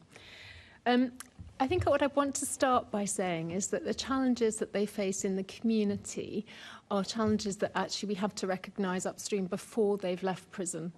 As well. So actually what we're talking about is people who, for whatever complex reasons in their lives, have ended up in prison. That experience then layers further damage and trauma on top. And so actually when we think about the challenges, it's really important, we feel, that actually we start to recognise that before people leave. That's then compounded when people leave because of, in particular in London, the pressure on accommodation, the availability of accommodation, the suitability of the accommodation that's on offer, the lack of support that is generally available to people pre-release to get them ready for that point of re-entry. And the wider issues that, because prisons are under such stress and strain and capacity issues at the moment that have not been dealt with. So likely worsening of mental health conditions, physical health conditions, breakdown of relationships, issues with money and debt and money management, and all of the sort of complex web of things that will have taken people to prison originally that have in most cases not been resolved and supported. And so those challenges remain. And while heading into employment is a really important thing, we all can look at the statistics that indicate the positive impact that having a job will have on someone. But the reality is if we don't actually address some of those other essential issues, people are not actually able to hold down jobs. It's not a solution in itself if actually those other factors haven't been dealt with. So the challenges are multiple and varied and complex, and we think important to kind of still have an eye upstream into prison when we start to think about what people need. Thank you. So my name is Matt Randall, so I come from an organisation called Catch-22. So we're a national-based organisation for the context for London. So we work within 10 services in London that deliver services that deliver support within the criminal justice system. So we work with around 15,000 people per year, and that's delivering services both in custody and in community. So our funding through that is through the commissioned rehabilitative services and also directly from the prison services. So we aren't a traditional charity in the sense of philanthropic funding, but through the commissioning route. I guess our perspective from some of the main issues that people face leaving prison is the fragmentation of the wider support system. So obviously, there's and the systemic pressures that support system is facing. And what we find is, whilst that affects the general population as a whole, prison leavers are often found being released from prison on that day of release and sort of feel the real brunt of some of that fragmentation. So when we see over-assessment of people, lack of data sharing between different support agencies, and people getting pushed pillar to post. And often those first few days after release from custody is some of the most important times to get those initial resettlement needs met. And what we find is people falling through the gaps. Yeah. Thank you. I'm Sian Williams, CEO of Switchback. We support people leaving prison, returning to London. We currently and historically have only worked with men because there's so little support for young men returning to London. And our process is a through-the-gate intensive mentoring programme, and our goals are to support people to really manage that transition. I was really hoping to be joined by one of our trainees today, but something's happened for him. And so in honour of that, I want to kind of bring his voice and the voices of trainees. So I'll also use some quotes as I go through. And I want to start with one. For some of us, that was already instilled in us before we went to jail. You're already on alert anyway. You go to jail crammed in a building, and it's even worse. You come out, and it's even worse. At Liverpool Street, you see it in the movies. So many people moving and lights everywhere. I felt lost in my own city. I didn't know what to do. I felt stuck. I was lucky I had great support. It's like waking up in a different time zone. So everything that Penny and Matt have said, I want to echo. Lack of effective resettlement support in prison due to the capacity issues in prison and the overcrowding. Even those of us who are working in prison struggle to get access to people. When there's a lockdown, we can't get to people. When people are put into segregation, either because there's no support in the prison or because something's happened, we can't get to people. We have to have conversations through locked doors about people's fears, hopes, aspirations, and very, very important priority needs. So lack of effective resettlement support in prison is the beginning point. But then when people are leaving, and I'll summarise now because we're going to go into these in more detail through the follow-up questions, housing insecurity, financial instability, poor mental health, a lack of exposure to the employment culture and the lack of training around skills and support. As I said, lack of effective resettlement support in prison, and really crucially, culture shock. People are moving from one world, pre-prison, prison, and everything they've known, a lack of trust, a lack of support, a lack of faith in society, wanting or believing that they can play an active role as a citizen, into a new world where everyone is expecting them to suddenly be different. Culture shock of what they're seeing, what they're experiencing, and who they're supposed to be. And I'm looking forward to sharing some of that more detail as we go forwards. Thank you. Thank you for bringing that lived experience. I think it's very important. And we will be speaking to people with lived experience in our site visit next. Assembly Member Georgie, you wanted to come in? No, you don't need to. Okay, that's fine. Assembly Member Ahmed. Thank you, Chair. Good afternoon, panel. To what extent have individuals been successfully prepared to enter the labour market whilst they were in prison? And actually, in your answers, could you give us examples of how you collect that information as well? Shall I start? So I think one has to recognise that over the last 2 or 3 years, prisons have made progress in that they have embraced the question of employment for people leaving prison. That wasn't previously the case. And that's in the appointment of new roles, so the Head of Education, Skills and Work, and I know you were meant to have the Head of Education, Skills and Work from Wandsworth on the previous panel. So that's a new role that every prison has in post and is intended to give some coherence to the organisation within the prison around the training opportunities, the workplace focus and those employment outcomes. Employment outcomes were also added to Governor's kind of basket of measures by which they are assessed. There are good things and bad things in that. And prisons also have employment leads, which are a sort of manager level designed to make connections with employers, to have that kind of mindset and focus and approach of preparing people for the workplace.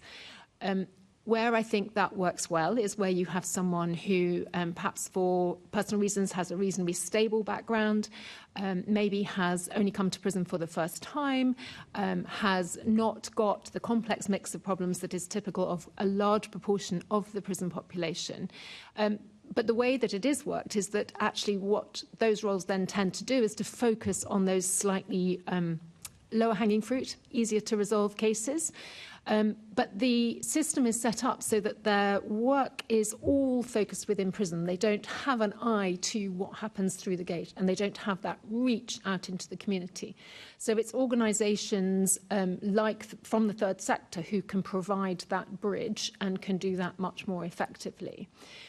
Where I think, in our experience at Standout, those approaches only go so far, is that actually our experience is that a lot of the issues that people in prison face include that loss of confidence piece that Sian has talked about so eloquently in terms of the experience of people that Switchback work with, which is that prison totally blows your world apart, your confidence apart.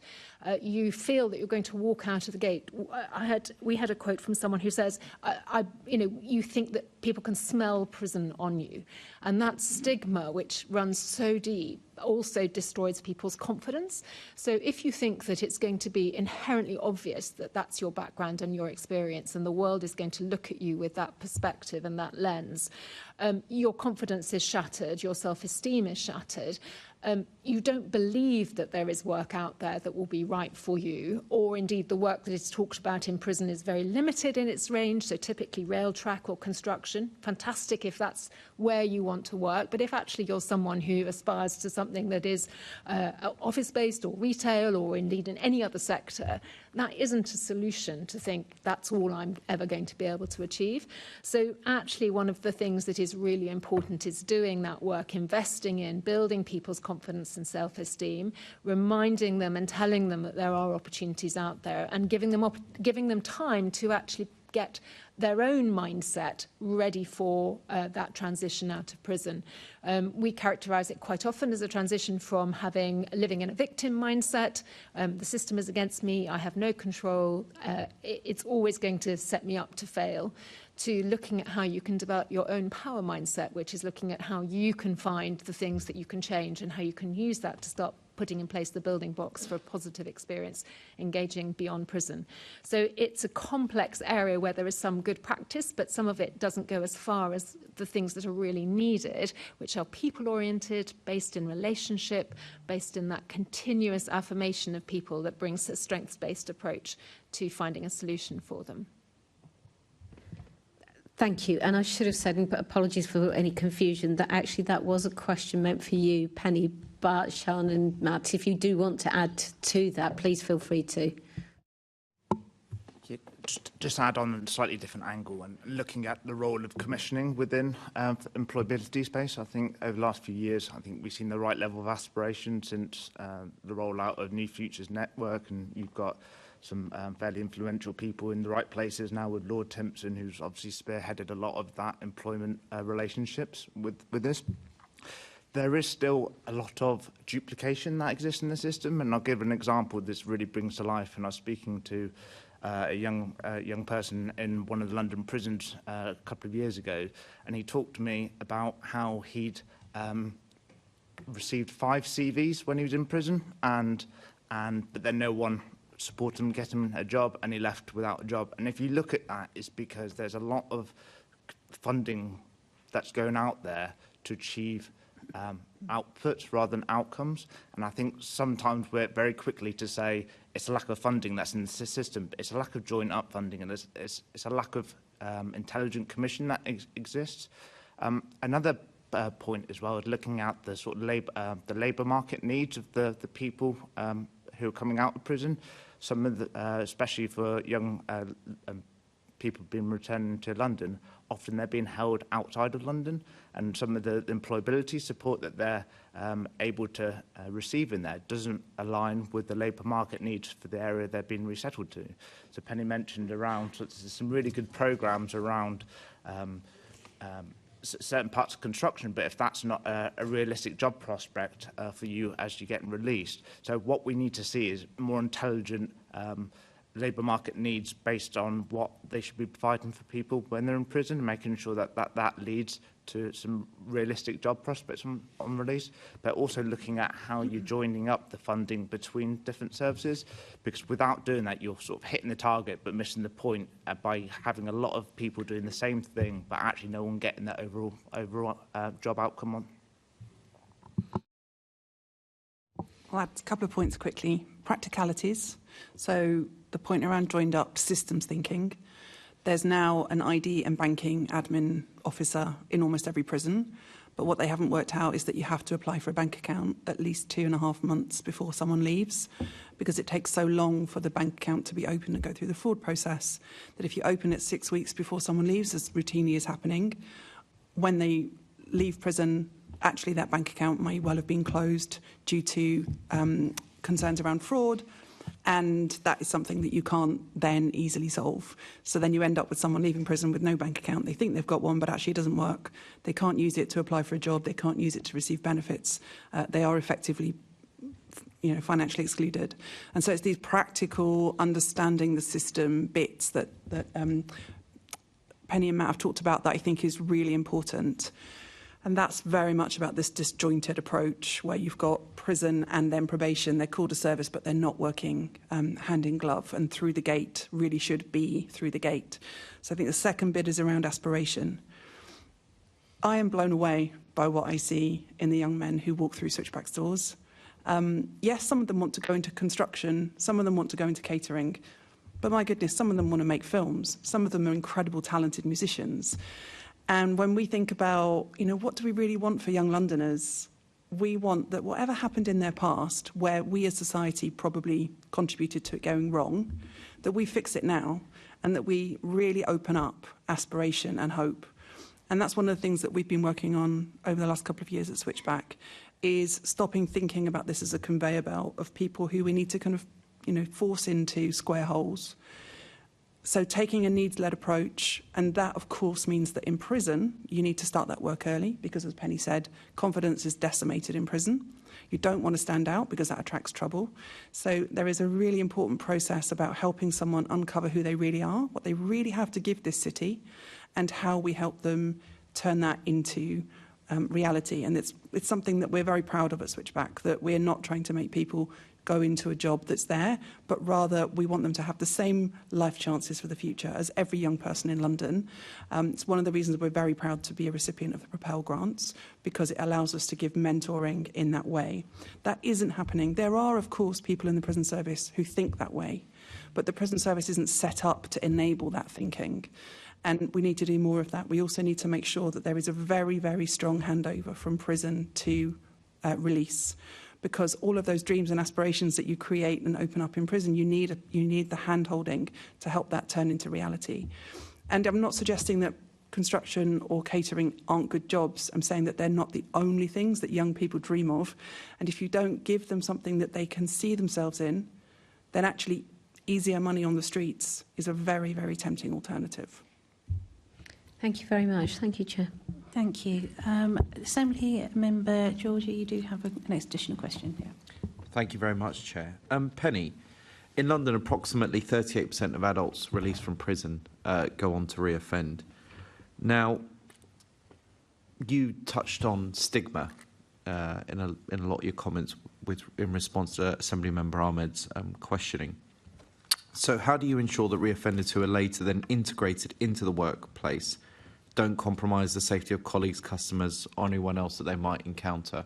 Because obviously there is a stigma attached, particularly to reoffenders, not just people leaving for the first time. So how do you navigate those issues and concerns? So it's such a difficult area. I think for me, what I try and do is separate the question of stigma from the question of risk. Stigma is something that sits with the individual. They carry it very heavily. They feel it, exudes that the quote about smelling prison on me, is just that sense that it's forever ingrained in me and people will see it. That can affect their confidence. It can affect their ability to retain a job. Just the practical day-to-day things can be incredibly challenging when you leave prison. So people's resilience and ability to cope with almost just the ordinary course of life can be really, really difficult. So that impacts how to hold down a job. I think in terms of thinking about people then moving into the workplace, there are really interesting and challenging conversations for employers to have around how they're going to work out their understanding of risk.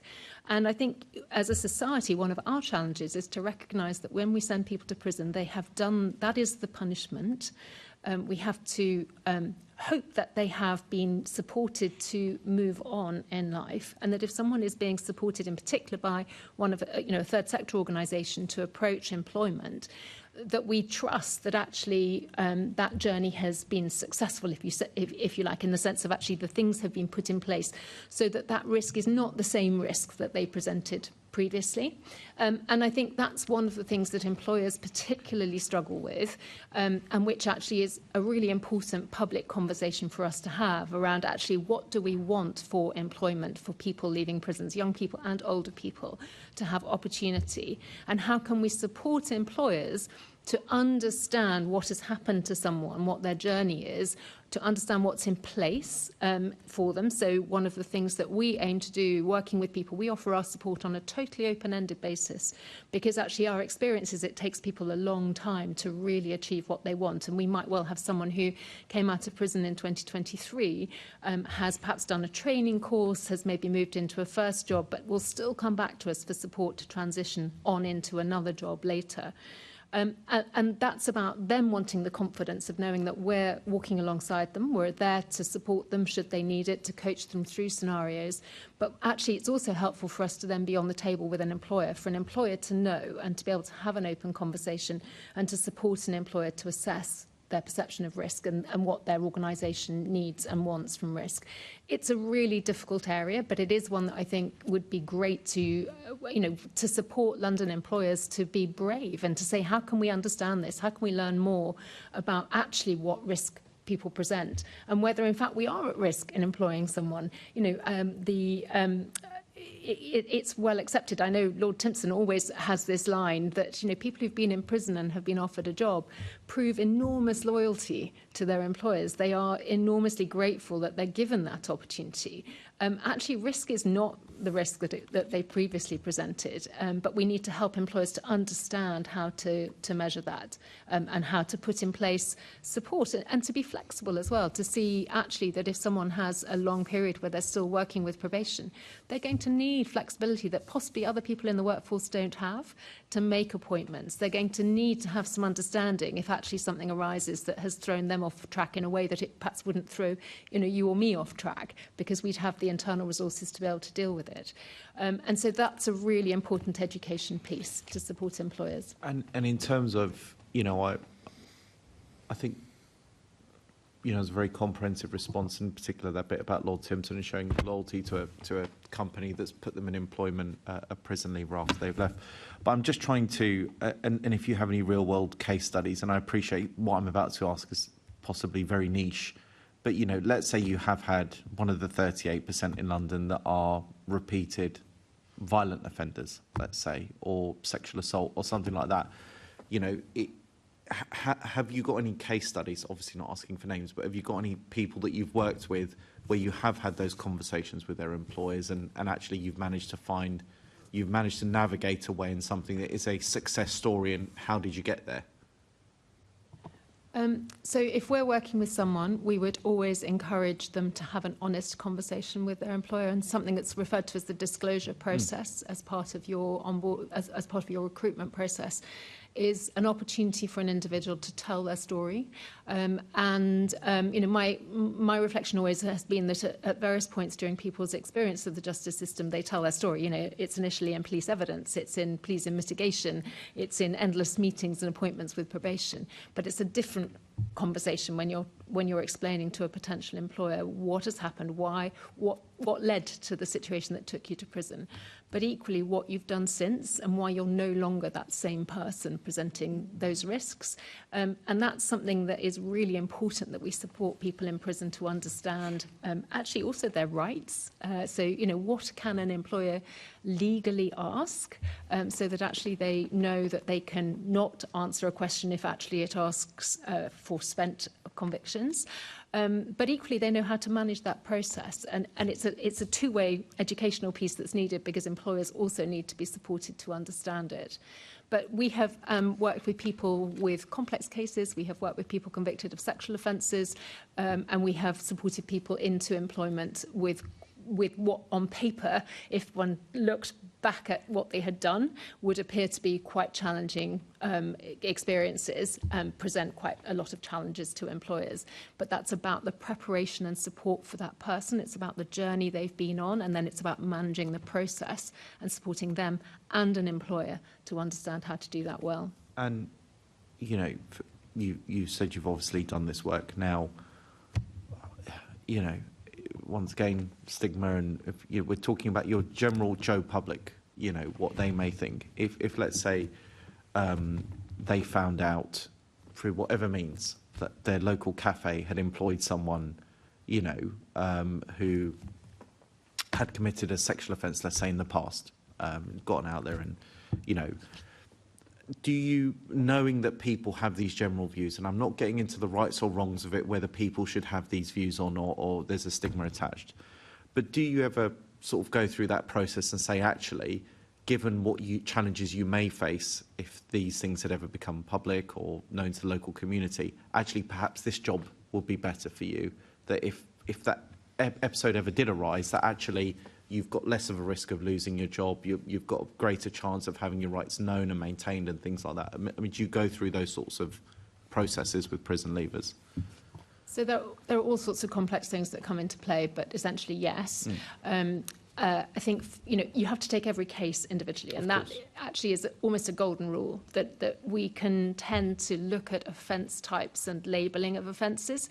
Of people convicted of sexual offences, that's an enormous range of offences. Actually, the evidence is that most people convicted of sexual offences do not reoffend, but equally within that there is a really significant range. For each individual, it's about them understanding their own personal risk. They have to make their own decision about their vulnerability and what they, you know, their appetite for approaching this. The reality is that for a lot of people convicted of those offences that people find more challenging and more difficult, will look at a self-employment route, where actually you're perhaps more able to manage your identity and how much you share. You haven't got a colleague who's likely to Google you. But those things happen. They are very frequent. There's certainly a very frequent concern for people leaving prison with that kind of offence. It happens, and people develop defence mechanisms or ways of explaining.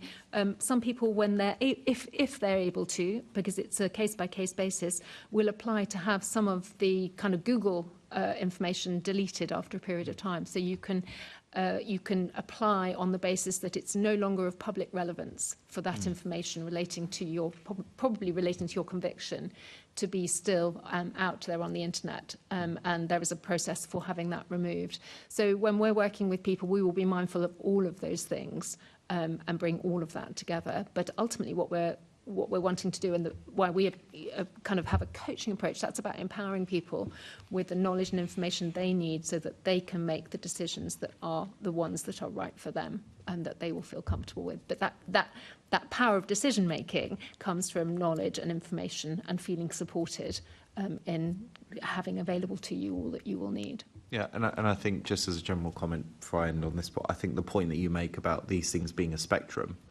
is crucial. Because, and I'm not advocating absolutely any of this, there is a difference between having someone being put away for a punch-up in a pub or somebody going out and actively seeking to inflict harm. I'm not saying either of those things are okay, but as you say, it's a spectrum. But anyway, thank you, Chair. Assembly Member Desai. Thank you, Chair. Good afternoon. I've got two questions. The first one is to you, Sean. And can I just say that I've been to your offices in Commercial Street and seen firsthand the work that you do, along with the Mayor of London and Rushna Ali, the local MP. So I thought I'd seen you somewhere. So the question, Sean, is this. To what extent are people leaving prison in London able to pay for everyday expenses in the days and weeks after leaving prison? topic close to my heart. Thank you for asking, and thank you for coming to visit us. You're all very welcome.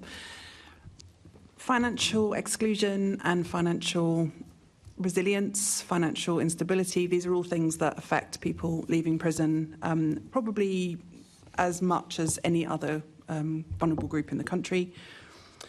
I talked about already the fact that people are being supported to open a bank account in prison, and then we often see with switchback trainees, trainee being the word we used for someone we're working with, they'll leave prison only to find that they can't use that account.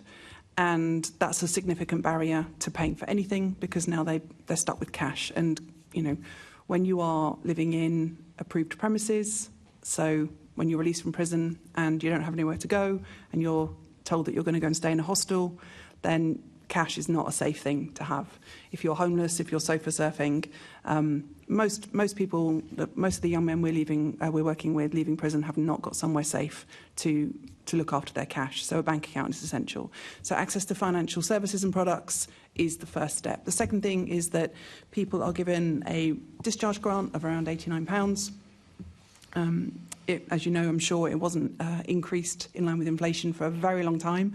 We're delighted that the sector campaigned to get that increased, and now it's increased every year in line with inflation. However, that's it. That's all people get. It's not very much. It does not pay. Dan, 86 or 89?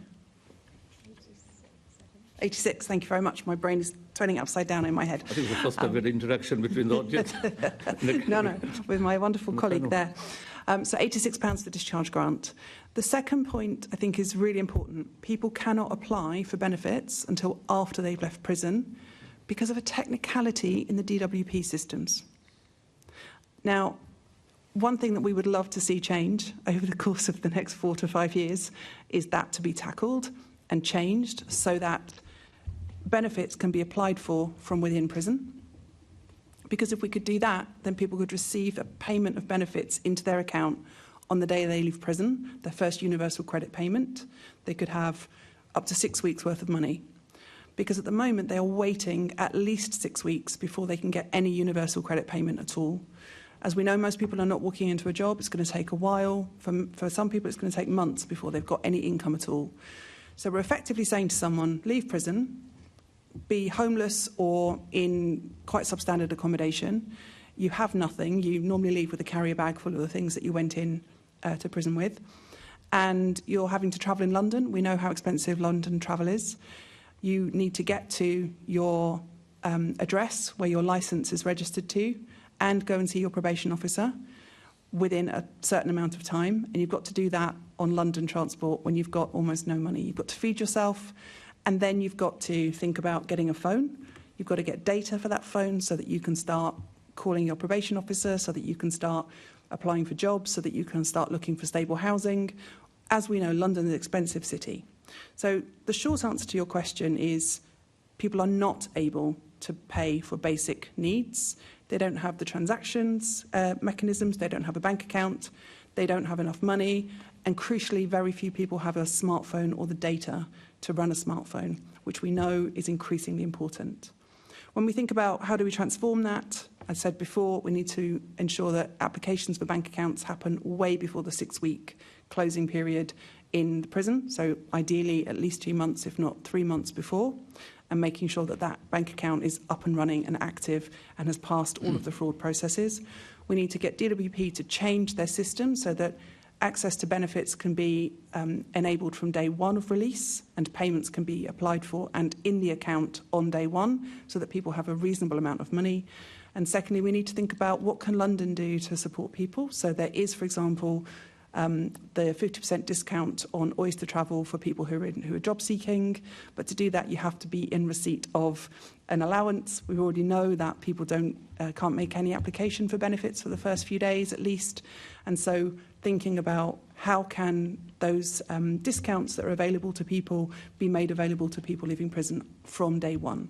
At Switchback, in recognition of all of that, we give people a £50 Tesco voucher on a weekly basis when they engage with the programme, and also an Oyster travel card for London so that they can do all of those things. Because to be an active citizen in London seeking work and making a positive contribution, you need to be able to pay for your food rather than steal it. You need to be able to eat well. You need to be able to buy toothpaste so that you can turn up to a job interview looking presentable. And you need to be able to travel. So people are struggling. Charities step in and fill the gap, but there are systemic ways to tackle it.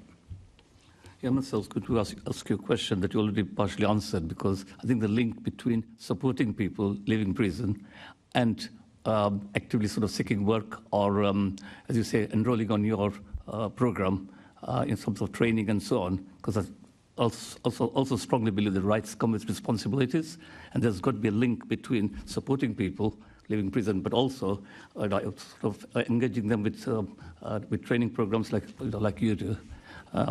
Okay, I think that's all I could ask you, Sean. My other question is to you, Matt. To what extent do people who leave prison in London suffer from mental ill health or substance abuse issues, and how does this impact their ability to successfully transition into employment? Thank you. Yeah, so both substance misuse and mental health issues are prevalent across the criminal justice system. I don't think that's any new news to anyone. I think how that translates into support for people being released from prison is what we know is access to these support services for clinical mental health services. They're at the back of a very long line, and actually how in the likelihood of them being able to receive the support is measured in months and years, not days. So it's like how can support services how can services support people when knowing that they are dealing with some quite complex issues? And then there's the issues around dual diagnosis when people have some issues and mental health issues, and how that sort of plays out. I think one of the challenges, certainly for us as an organisation that support people when they're leaving prison, is actually how to ensure that they're getting the right support from those services and making sure that rights are being adhered to. Often people are not accessing the statutory services or not being turned away from accessing support services when they do have a right to be able to do that. So some of that is about how can be support and advocacy to making sure that people are able to access. There's also a piece around sequencing. I think Sean mentioned, often on that day of release, people are having to go to see their probation officer, to see their substance misuse worker, potentially seeing their housing officer, and often sometimes that's late on in the afternoon when they've been released, and the office is shut at 5 o'clock. So actually, the support services to be that conduit and be allowed to ensure that there's the sequencing and someone's able to advocate for them when they get to those appointments and making sure that their rights are being upheld, I think is a really underestimated role that the third sector does. And then I think when looking at what are the coping skills that support services are able to provide, so not taken away from some of these people who do need clinical support, but if they're not able to receive that straight away, what is the support service that's available to them? And I think that's, again, where the third sector often plugs a huge gap within society, so making sure that people have got coping skills and enable them to, whilst they're waiting to access these services. Also, the motivation to engage in these services. Often what we're finding is that people are disengaging with these services, often because of the really long sort of waiting times, but ensuring there's motivation, instilling pro-social values in individuals so that they are engaging with the right services at the right time to support that sort of holistic need, to support their holistic needs. Thank you. Thank you, Chair. We're moving on to support provision by the charity sector. Assembly Member Polanski. Thank you very much, Chair, and good afternoon. I'd note that a universal basic income, I think, would solve a lot of these, but I won't relitigate that debate right now, but I just want to note it. Sean, if I could begin with you. It's actually picking up off what Matt was just talking about. So MOJ data suggests that 13.1% of people who have left the prison system experience homelessness. And of course, within them, some of them will have problematic uses with drugs. What role does Drug Treatment Centre play here? And is there anything the Mayor government could do around drug treatment centres that would help people with that transition to employment where they've got problematic behaviours? I'm going to start by saying that Switchback won't work with someone who is still dealing with ongoing kind of drug misuse, where it affects their ability to commit to kind of making change. And the reason for that is because that's just setting people up to fail. So what we'll do instead is say, what you've got an ongoing issue. We're going to make sure we get a really good referral, and we'll wait for you. When you're ready, come back.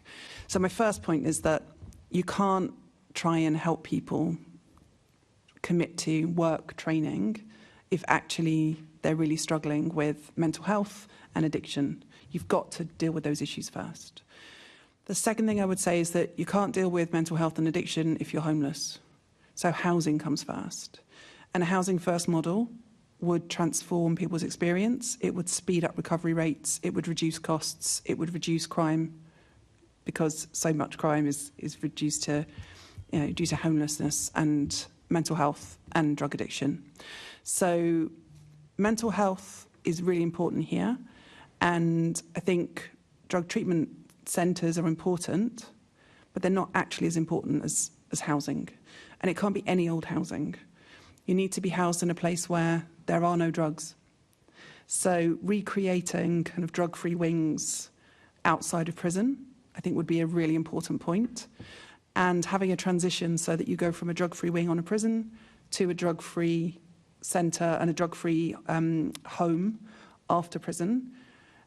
And even if drugs then enter that housing, that you can still have a housing first approach. Scotland are trialling it. It's going really well.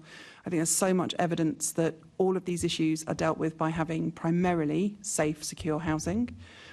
The provision of the support around kind of overcoming your addiction and managing your addiction mostly misses the point, I think, that this is all about nervous system responses and trauma.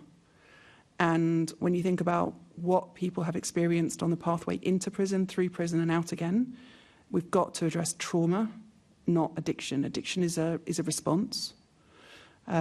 It's not the cause. So what we're looking for are trauma-informed responses, housing first, and not trying to force people to move too quickly, give them time. And while that might feel like an expensive route, it's actually the cost saving. Of course, thank you. In terms of statutory services, it almost feels silly to ask, are they sufficient in terms of helping someone? But that's what the question says. How insufficient are they? We really struggle to refer. The waiting lists are horrifically long. One of the conversations that I'm constantly having internally is who would fund this work? How can we access a guaranteed referral route? Where's the mental health support? Where's the drug rehabilitation support? Where are we going to get it from? It's the kind of the holy grail of funding, because we currently say to people, we can't help you. What I would much rather have is the help you need isn't our mentoring right now. The help you need is support around drug and alcohol addiction and abuse. And we have got the capacity, because we have a referral service, that we can fund and direct you to that. When I think about the way that people are leaving prison without their medication, they don't have a stable address, they're not registered with the GP, they have no money. And then we wonder why people are returning to drug and alcohol use to cope with complex issues, but also returning to crime, because actually sleeping on the streets without support, without mental health medication, it's much safer for people to get back into the group that they were in before, to carry on the activity they were carrying out before. And also, if they were using drugs, to take away some of that fear, to take away some of that awareness of what their life is really experiencing, then that's going to happen. So no, statutory support isn't sufficient. And it's not because professionals don't care. That's a given. People care. They're in those jobs for a reason. It's because the lack of funding, jobs being cut, services being closed, hours being reduced. It's insufficient.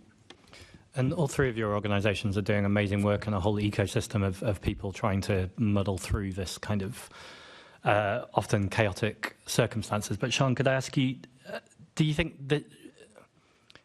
Part of me goes, why are charities doing this? Should this not be government-funded run services? Good question. Don't charities always step in where state rolls back. I think that's just the way the charity sector works. So why are we doing it, and why isn't the state doing it? I think the question around stigma is really important here. For some reason, this country still wants to hold on to the idea that some people are good and some people are bad, and completely ignore the fact that actually we fund we fund the status quo. So we fund people making profit out of commercial activity. We have schools that are split into private and state schools are underfunded and private schools are overfunded. And we continually fund a broken system. So when I look at the pathways that the young men have walked to reach us, most of them have been excluded from school. Most of them have grown up on an inner city housing estate where the community centre was shut. Most of them live in housing where there's no security of tenure. There's very little kind of childhood, and there's very little investment in them or belief in them as people who can make positive contributions to society. If you've ever read that Peckham Boy, that book, that story is the exception, but the beginning of it is the norm that so many young men, so many young people are experiencing in London. And why does charity step in? Because we believe in a different future. And we believe that that anything that humans have designed, you can redesign for the better.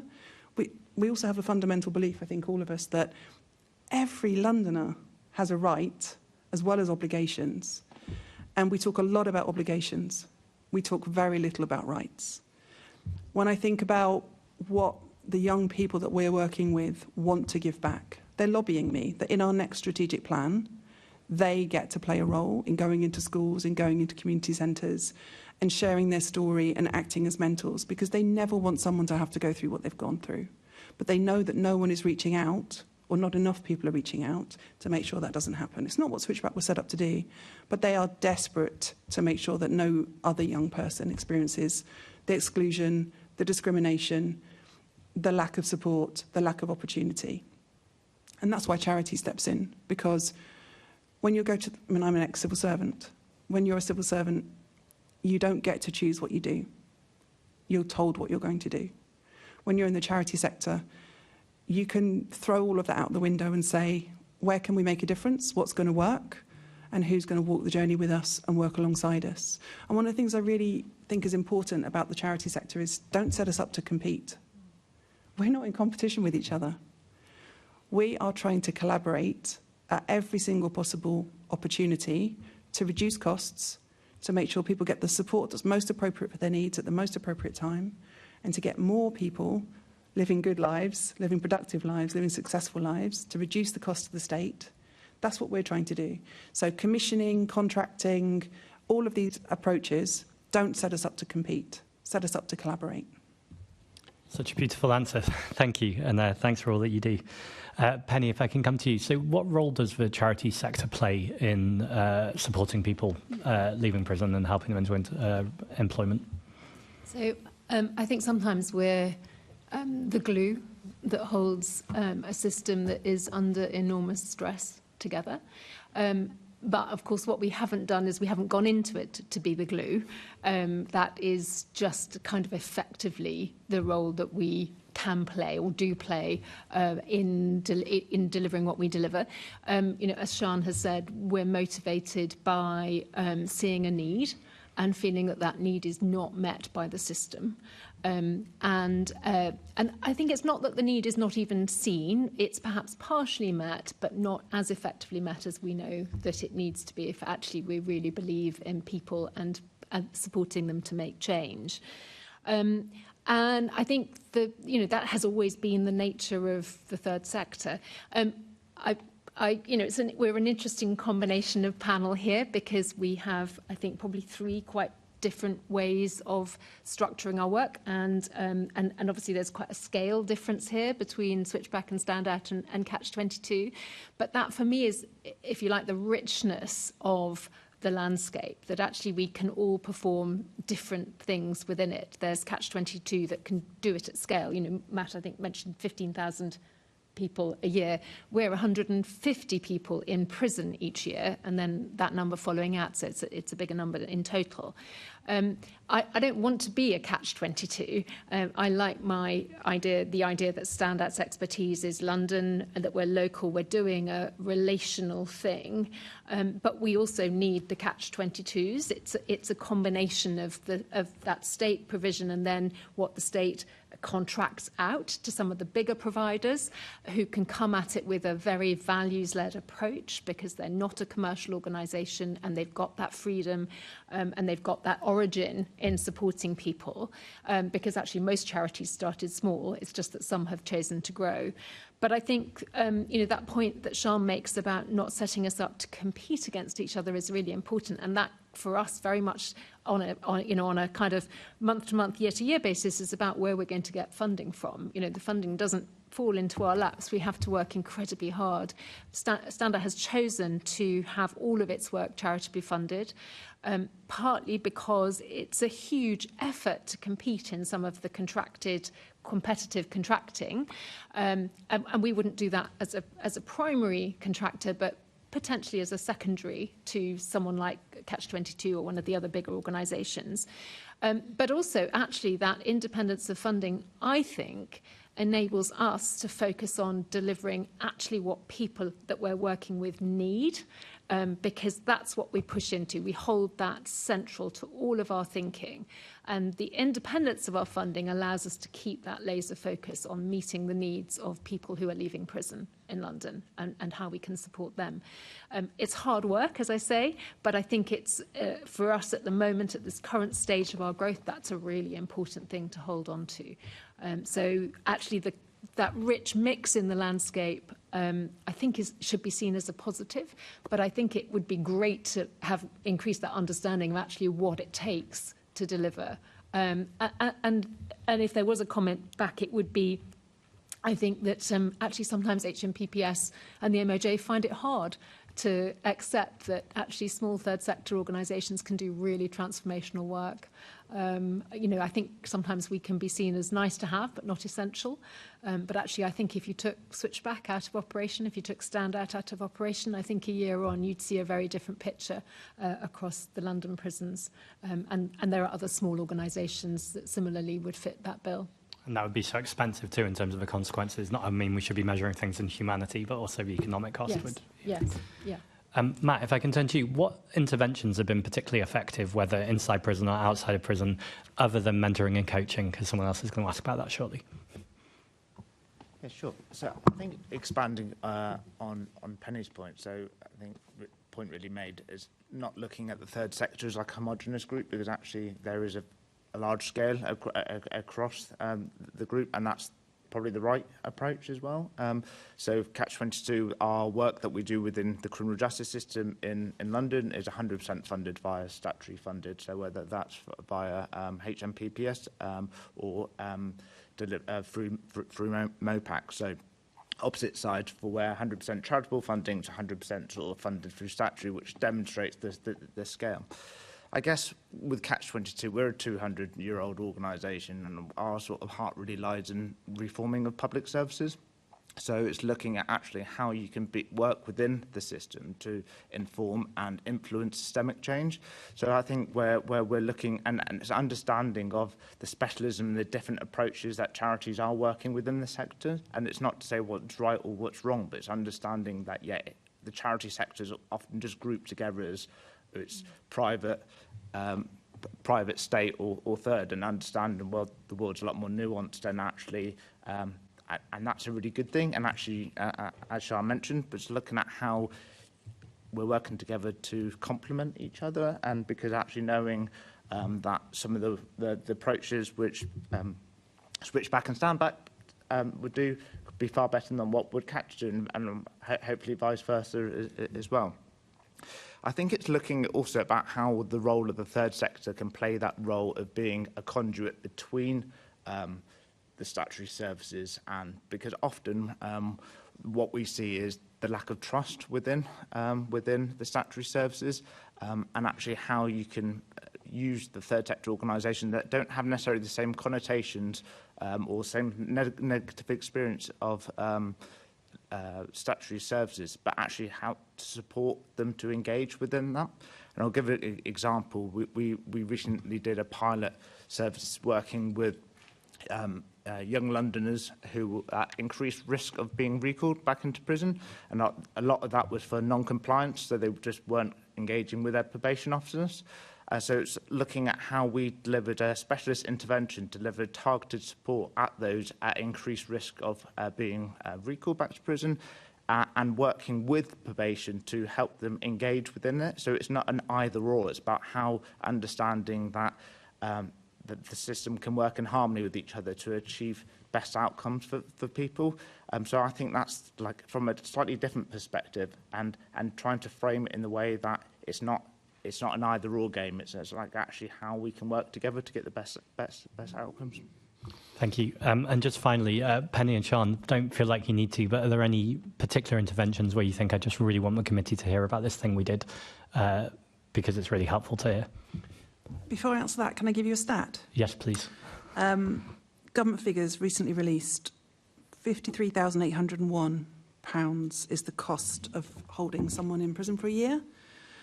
Switchback's reoffending rate, about 10% within a year of release, and we spend about £12,000. So I think it's just really important that this work returns effectively money back into the economy, and for me, that's the hard thing, right? That's really important. Interventions that work. I know that you're going to come see the Dusty Knuckle Bakery. That's one of our kind of key partners. And I want to talk about them briefly because I think it's really important as a case study. So Dusty Knuckle Bakery was set up to support people, not just people leaving prison, but people at risk of offending and young people leaving care. So people who are very far from the employment market. It's a brilliant cafe and bakery in East London, and they're expanding because people love them as a social business. So the idea that there's stigma that you wouldn't want to go to that place to buy your coffee or your pizza or your bread is absolutely the opposite. And they don't even talk about it. People hear about it word of mouth and say, I want to spend my money there. The way that works is someone engages with Switchback, and then if it's the right thing for them, we introduce them to the Dusty Knuckle. And the Dusty Knuckle has someone who really understands the challenges that we've talked about around culture shock, reintegration, re-entering society. And what they do is they introduce the person very slowly, normally 2 shifts a week, because you've got to go and see your probation officer, you've got to go and see so many people, you can't go straight into work. And that model of slow, supported integration that's trauma-informed, but it also, and it's high support, high challenge. If people don't turn up, it's not that they're sacked and they're turned away. Together with the Dusty Knuckle, we work really closely on what's stopping them getting there on time. Now, Lord Timpson, really important here. He says very openly he doesn't employ people under 25 because he can't see that they're job ready. And yet the Dusty Knuckle is primarily working with under 25s. So when you look at the whole picture, you've got to take different approaches, and being needs-led, being person-centred, being trauma-informed, that's a given. To make an event in any of these interventions work, you've got to take that approach. We can't wait to show you the Dusty Knuckle. Can I check, because I'm presuming you weren't just saying Lord Timpson's wrong, but you're saying there's different industries or different people. It's around the level of support you need to give.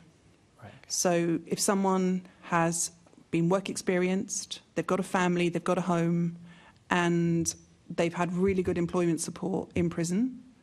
So the Timpson model is running training programs in prison from which they hire people into their shops outside of prison. So that's a through the gate model, but he won't take anyone under 25 because his experience is there are too many challenges, there's too much insecurity, and we know that neuroscience tells us that human brains are not fully developed until at least 25, and many people in prison have experienced so many adverse childhood experiences that actual kind of brain development is delayed.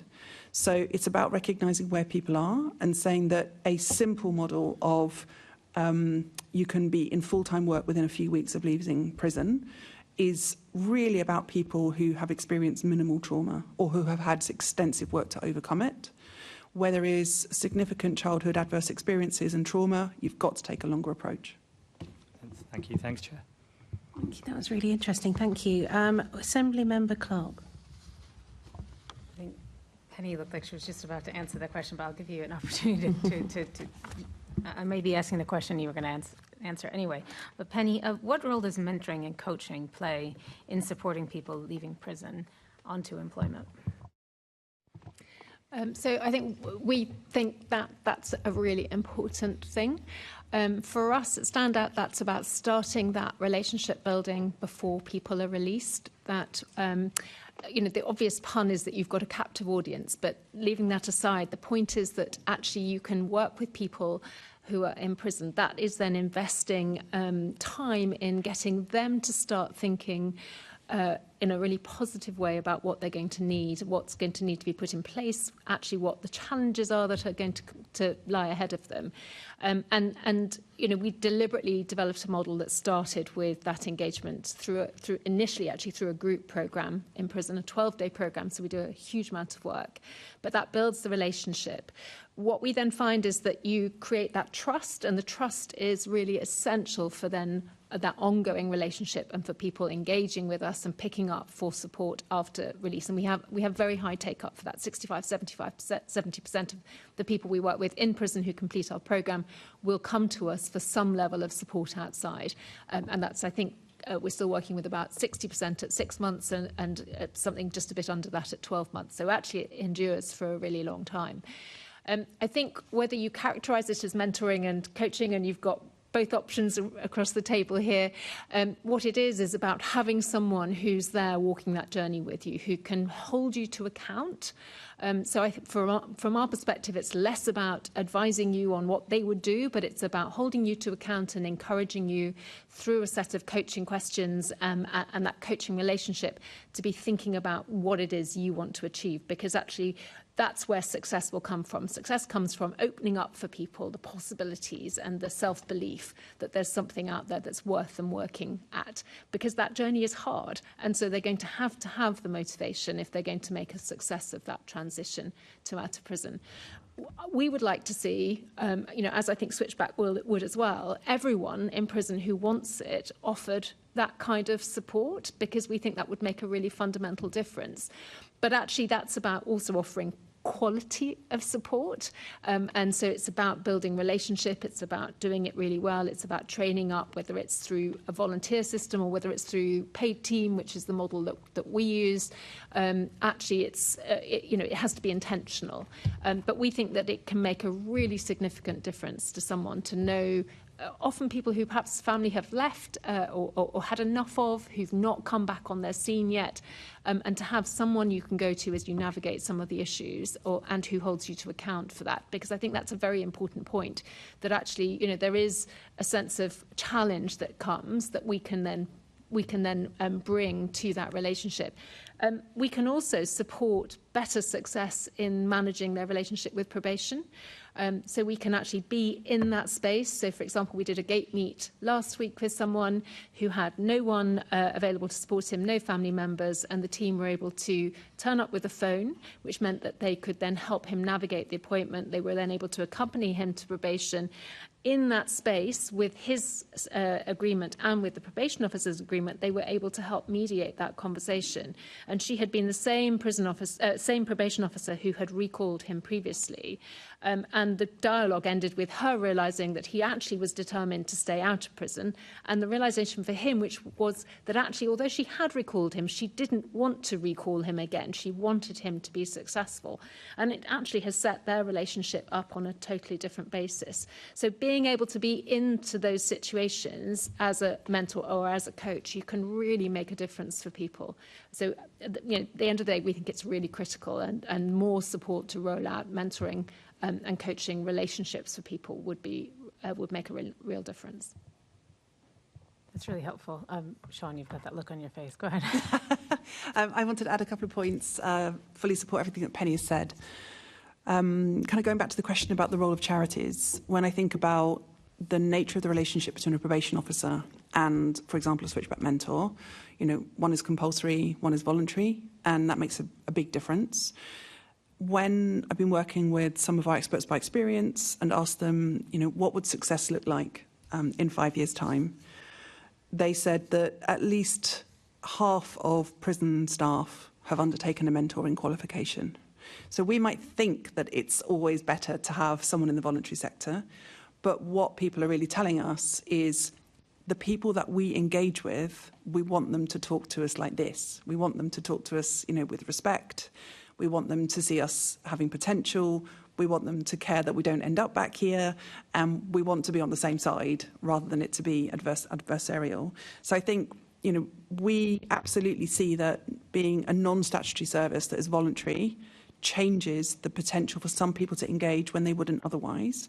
But we also really believe that it's important for the probation and prison service to equip their staff with those skills because it changes the nature of the conversation.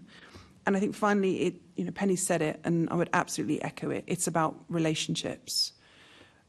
Humans are social animals, and prison and the prison service and the prison system is completely dehumanising. And the power of mentoring and coaching, where you have someone that you can build a relationship of trust with over a period of time, helps you become human again. You're seen as human, you can be vulnerable without being punished or somehow kind of manipulated or abused. And it means that you can start to kind of deal with some of the issues that took you to prison, but it can also help you think about your pathway out of prison. And personally, I think that if we could find a way that everyone who would like mentoring or coaching, whether that's from a statutory service or voluntary service, was able to have that, we would definitely see a reduction in reoffending, not just reoffending, but recalls from non-compliance, because we absolutely see that people will tell us that they're worried that they're going to be evicted, but they won't tell their probation officer, because they can tell us because we won't recall them, whereas a probation officer can recall them for being evicted rather than seeking support and helping them find new housing. So there's something around the kind of punitive nature of the probation service relationship, which was never intended to be that way, but it's become that way. And mentoring and coaching completely transforms that. It takes away the risk for the person to open up, and that creates the possibility for change. Could I just come in there as well? Again, probably from a slightly different perspective, but given a case study, so we deliver a service about 2 miles away from here where we are now, which is the only offender management unit delivered by a third sector organisation. So for those who don't know, so offender management units are in every prison, and they serve the function of prison offender management and deliver the risk and the categorisation and supporting people when they're coming in prison. We've been delivering that for the last 13 years, and it's not a traditional charitable model, evident that we're the only one in the country. We've tried to how you can apply relational approaches to statutory services, because I think there's a slight myth that, mentoring can only be, or you can only deliver relational approaches through mentoring, and try and say, well, actually, having a human-first approach to deliver services, actually we found some really good practice. And actually, what is the charitable difference between a third sector organisation delivering a service which is a functional offender management unit, is trying to look at how do you have end-to-end relational continuity, how the person working with them, the tasks that they're doing will be the same tasks as the public sector equivalent will have to do, but how they're doing that with a human-centred approach, and actually looking at how they're able to add additional innovation within the work that they're doing, but also looking at how that relational approach and understanding, building that trust, that rapport with that individual, can then support them within, in the context of that service, with their sentence planning, addressing their criminogenic needs whilst they're in custody, but looking at, just not looking at a relational approach as having to be through a traditional mentoring model. Thank you all for that. Thank you, Chair. Thank you. I'm going to move to Assembly Member Garrett. We're not going to do question 20 now. Probably a question for you, Sean. Thinking about you've spoken about some specific employers or specific schemes like Timpson and Dusty Knuckle that engage with people coming out of prison. In general, though, employers in London, to what extent are they reluctant to employ those kinds of people? Okay. I think it's worth thinking around what journey they have to go on to be able to engage. And so employers will often start off really positive, and then as the kind of relationship builds with us, it peters away, or they hit an internal barrier that they don't know how to overcome. So I don't necessarily think it's reluctance, it's lack of awareness.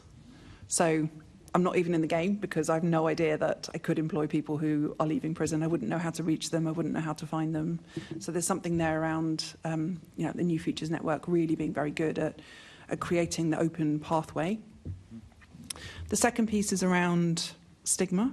And always, I think, when you're trying to create change, you find the person, don't you? You're not finding the business, you'll find the person. Who's the person who is going to be really willing to go the extra mile? And so when we find that person, we think, right, we're onto something here, because there's someone who's going to do the hard work, tell the story, make the case, and make the business case, because there's a huge business case. Then that person has to be the internal champion. And depending on the size and sector of the business, they've got to think about risk. So we've talked about risk to staff and customers. But if you are employing someone who in any way has kind of crossed ethical boundaries, you're now in a place where, could you employ this person to work in the finance sector, for example? Well, interestingly, we're talking to people in the finance sector about what's the range of opportunities for people leaving prison. So really thinking about risk management, understanding the risk for that sector, for that business, and for that business model, for the ownership model, for the profit model, for all of those things. It's quite complicated. And being able to have that conversation is really important. So if we just go in naively and say, it's a good thing to do, we won't get very far. If we can go in with a sophisticated conversation around, this is the benefit to your business, either in terms of you've got a skills gap, and we know that there are people who can fill that skills gap. Probably some of the people you're selling to are really interested in your social values, and here is a way to demonstrate that.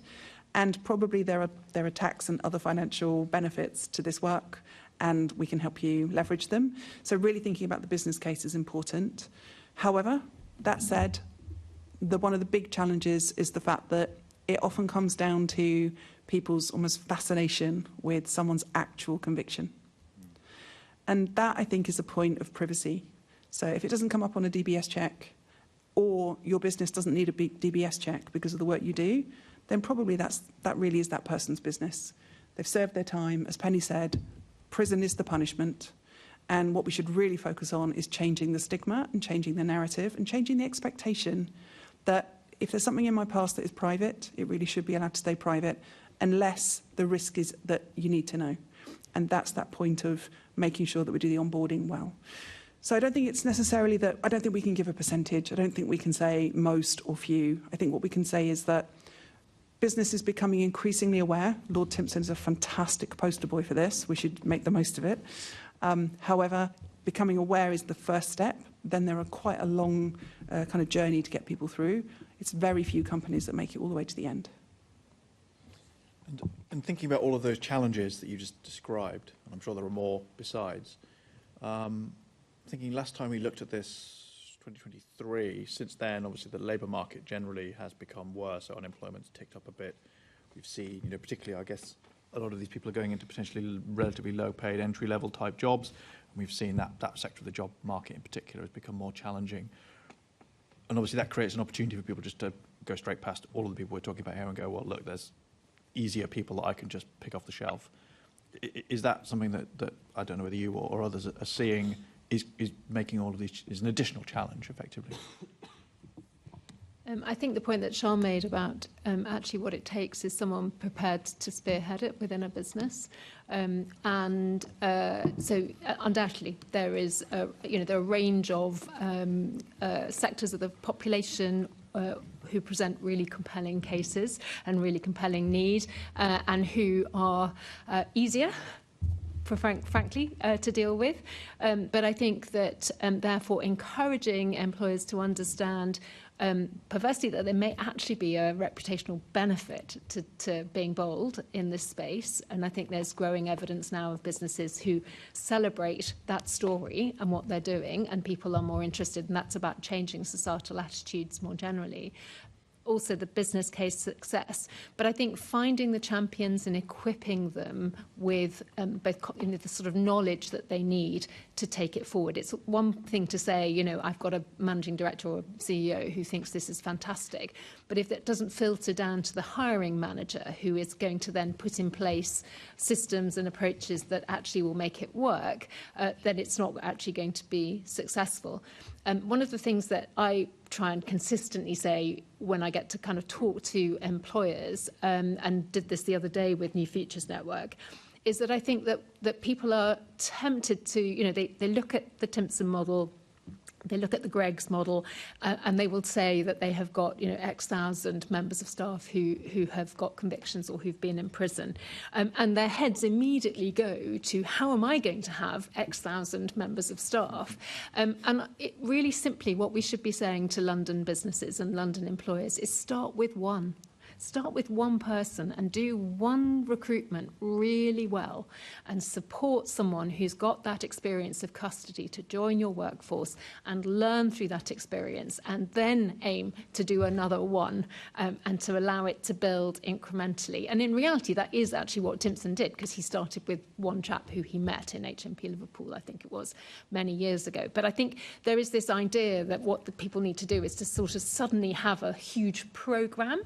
And I think, you know, and I suppose it's reflective of a small charity, you know, we start with the one person, but actually that's the way I believe that businesses will do it successfully. They'll learn through their processes, they'll see the adaptations that are needed, they'll be able to have the conversations and ensure then that that can be successful for people. You don't find that the more challenging labour market, is it making it more difficult to effective? Sorry, you're not. Are you or are you not finding though that the more challenging labour market is making it more difficult to make that case? If it's just easier to not bother. I don't know that the more challenging labour market has really changed it, because I think that the work that New Futures Network are doing and that increased awareness, the work of the employment boards, is making people interested. You know, there were several employers of varying scales at an event last week that New Futures Network hosted. I don't think they've got a problem with employers at least sort of, you know, sending the email saying we're interested to learn more. It's actually how are they supported to follow through on that? And there are actually some really excellent resources out there for businesses. There's a huge support package that NACRO have put together. Working Chance, an organisation that supports women into the workplace, has done a really comprehensive employer guide. There are people and organisations out there who can actually help employers navigate it and navigate it really well. So the principal challenges remain as they were, I suppose. I think essentially they do, yeah. Yeah, okay. Thank you very much, Chair. Sorry, Matt, were you trying to come in? I couldn't tell if you were indicating or not indicating. Penny touched on it, just about that. There are some really good organisations out there that are really trying to help employers remove some of these barriers. So, yeah, Working Chance, there's Offploy, another good organisation about actually supporting and delivering really comprehensive training packages that deliver to business about removing some of that stigma, because often it's through lack of understanding and actually trying to understand what their legal rights and what can they ask, what should they be asking, but also looking at how they're maybe removing some of the unconscious bias that are in their processes already. And I think, just again to echo what Sean mentioned, the sustainability piece can't be based on the social value concept. It needs to be people to understand it makes good business sense to give you competitive advantage to recruit prison leavers, because otherwise when it's down from a social value piece, or it's always susceptible to, you know, when the economic tide changes, you know, these things just get cut off. And saying, not to say that organisations shouldn't be funding it through those routes, but I think there's a shifting that narrative to actually this makes good business sense to get competitive advantage in the market, and actually these are really good people to employ, rather than trying to play on the heartstrings of the societal benefit of doing it. It's trying to plug into that that economic rationality rather than just the sort of the social value. Yes, enlightened self-interest can be surprisingly persuasive. Okay, thank you very much, Chair. Thank you. I'll be finishing off the questions, and this is going to start off with Matt and Sean. This is about additional barriers by people who are minority ethnic and their challenges of accessing employment. Now, in 2017, the LAMI review found that people from Black and Caribbean ethnic background were more likely to remain unemployed after leaving prison compared to people from an Asian ethnic background, which I thought was quite interesting. Is this still the case? And do you know why this is happening? So I don't mind who starts. Okay. Is it still happening? Yes. Switchback works with primarily young men from Black and Asian backgrounds. So 8 out of 10 people that we work with are from a minority ethnic background. And therefore, we have a lot of conversation about what their actual experience is. So when we think about what the additional barriers, well, the obvious one is systemic racism and the unequal access to all of societal opportunities that come from that. And I think it is really important to say that, because if we think that someone leaving prison is going to experience discrimination and stigma for being a prison leaver, for having a sentence, and then on top of that, they're going to experience the discrimination, unconscious bias issues that people from ethnic minority backgrounds experience, you've got a kind of double issue there. So when people are submitting CVs and their name is an ethnic minority name, we know the data tells us that their CV will get rejected quicker. If it's also, I spent some time in prison, we're experiencing that's going to get rejected much more quickly.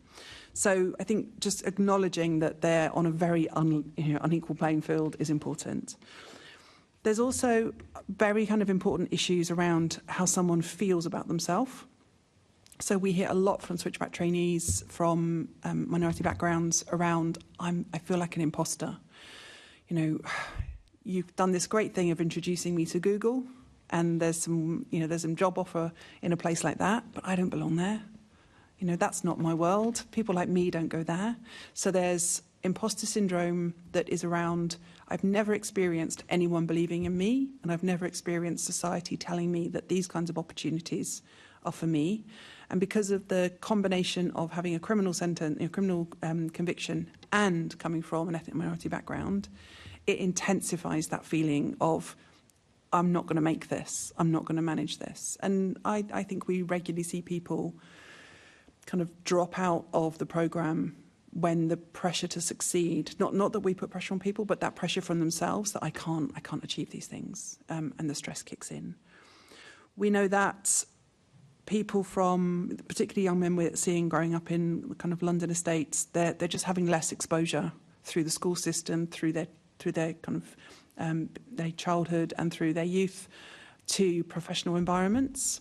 Their families are not involved in that, the community is not involved in that, the schools don't have access to that. So then when they leave prison and then we try and support them into work, they've never seen a workplace.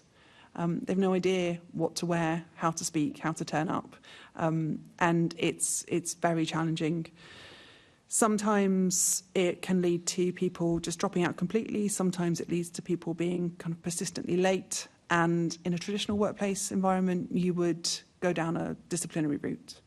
Whereas we always try, and it goes back to that point of explaining to employers, when someone is progressing in this way and making these changes, you've really got to walk alongside them for quite a long time and try and help them navigate what's going on inside as well as what's going on in the workplace. So thinking around what does mental health support look like when, again, pandemic showed us really clearly, if you come from an ethnic minority background, the chances that you trust professionals in the healthcare system or the mental health care system, or that your mental health concerns will be taken seriously first time round or even second time round, are significantly lower. So that's another kind of area of risk that we see. And we think that behaviour linked to ill health can often be misdiagnosed when that's being presented in someone who's not white. Instead of someone saying, "Why is this person shouting? Are they okay?" What we see is a very different response. And then finally, we think that when we see people from ethnic minority backgrounds thinking about their ability to kind of relate in the world, but also how they've got to continue on a licence. So, for example, they've got a curfew, they've got a tag. to be seen, to be having a tag, and if you are black and you have a tag, the feeling of being extremely exposed and people making judgments that are kind of layered. So there's a race layer, then there's a tag or a criminal conviction layer, just making it really hard for people to feel like that they have a right to participate. And that's not just in work, that's in citizenship, that's in culture, that's in art, that's in football, you know, all of these things that are a part of what we want for young Londoners. So whilst it might seem obvious, I think it's really important to say that if you're, you know, black or Asian and you're growing up in London, you're already experiencing that discrimination, that unequal access to opportunity. If you add into that, you're now also leaving prison, then everything is magnified.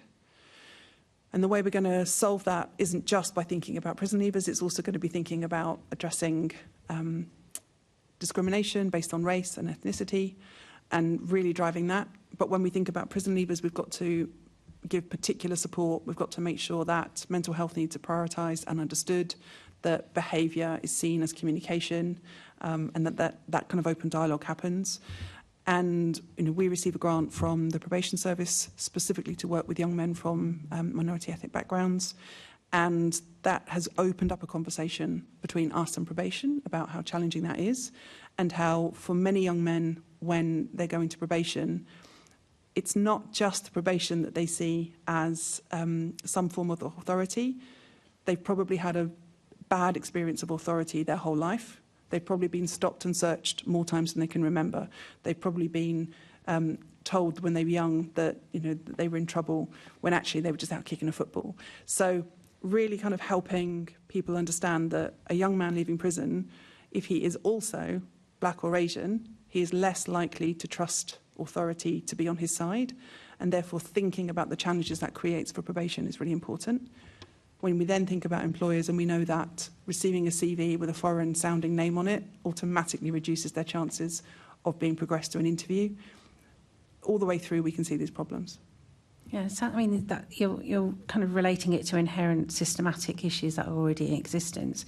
But I thought that the point I thought was quite interesting from the Lammy review was the fact that it was comparing it to Asian ethnic backgrounds and saying that they're more likely to get work than somebody from a black ethnic minority. And I just thought that was quite an interesting clarification from the review. And has there been any recent reviews since the Lammy review, or any recent analysis on this particular area? Can we follow up on that? Yeah, okay, you can come back to me. But you know, I think it's an interesting point, and why the Lammy report referred to that, I think, is something that I'm just intrigued by. But do come back if you want to, and Matt, if you've got anything to add. Yeah, on a slightly different note, it's also looking at sort of proportional representation within the workforce in the criminal justice system, and I think, you know, and sometimes an understanding was saying, well, in London, it's, you know, there is, but actually understanding where Londoners are being housed in prisons. Often they're not in London. You know, a lot of them are in the east of England, they're in the southwest, and actually there isn't necessarily proportional representation of the workforce. And, you know, how that also plays an element. And I think with that is about how there needs to be an emphasis on training, on inclusion, on diversity training for people within the criminal justice system to understand some of the disadvantages, understand some of the historical challenges of which have why there are issues today. So I think it's like, where possible, having proportional representation is best, but understanding the fragmentation of the system, knowing that Londoners will not be always housed imprisoned in London, and they're going to often, where those resettlement prisons the prisons are housed, are going to be in areas where there's more than likely not going to be proportional representation. So therefore, what is the training, what on offer, what is the inclusive approach that's on offer for those agencies? And that's not just saying for the statutory services, it's also for the voluntary sector organisations that are working within the sector as well, and ensuring that there's a good understanding of an inclusive approach of understanding some of the challenges in history. Just to add to your points, I think we've seen some research from Working Chance in 2021, and if you add the fact that if you're a woman from an ethnic minority background, then you're even more less likely to find work. And I presume add disabilities or other kind of intersectionality, dynamics to that, the challenges increase, I'm sure. I do want to now end with all of you with a question on what the Mayor and the government could do to support your work and help people leaving prison in London successfully transition into employment. So what would you like the Mayor and the government to do, Penny? I came equipped with a list. I think continuing the spearheading of the issue of employment, that undoubtedly has changed the conversation, just the awareness that has increased nationally through things like Lord Timpson's appointment and his kind of open views on that.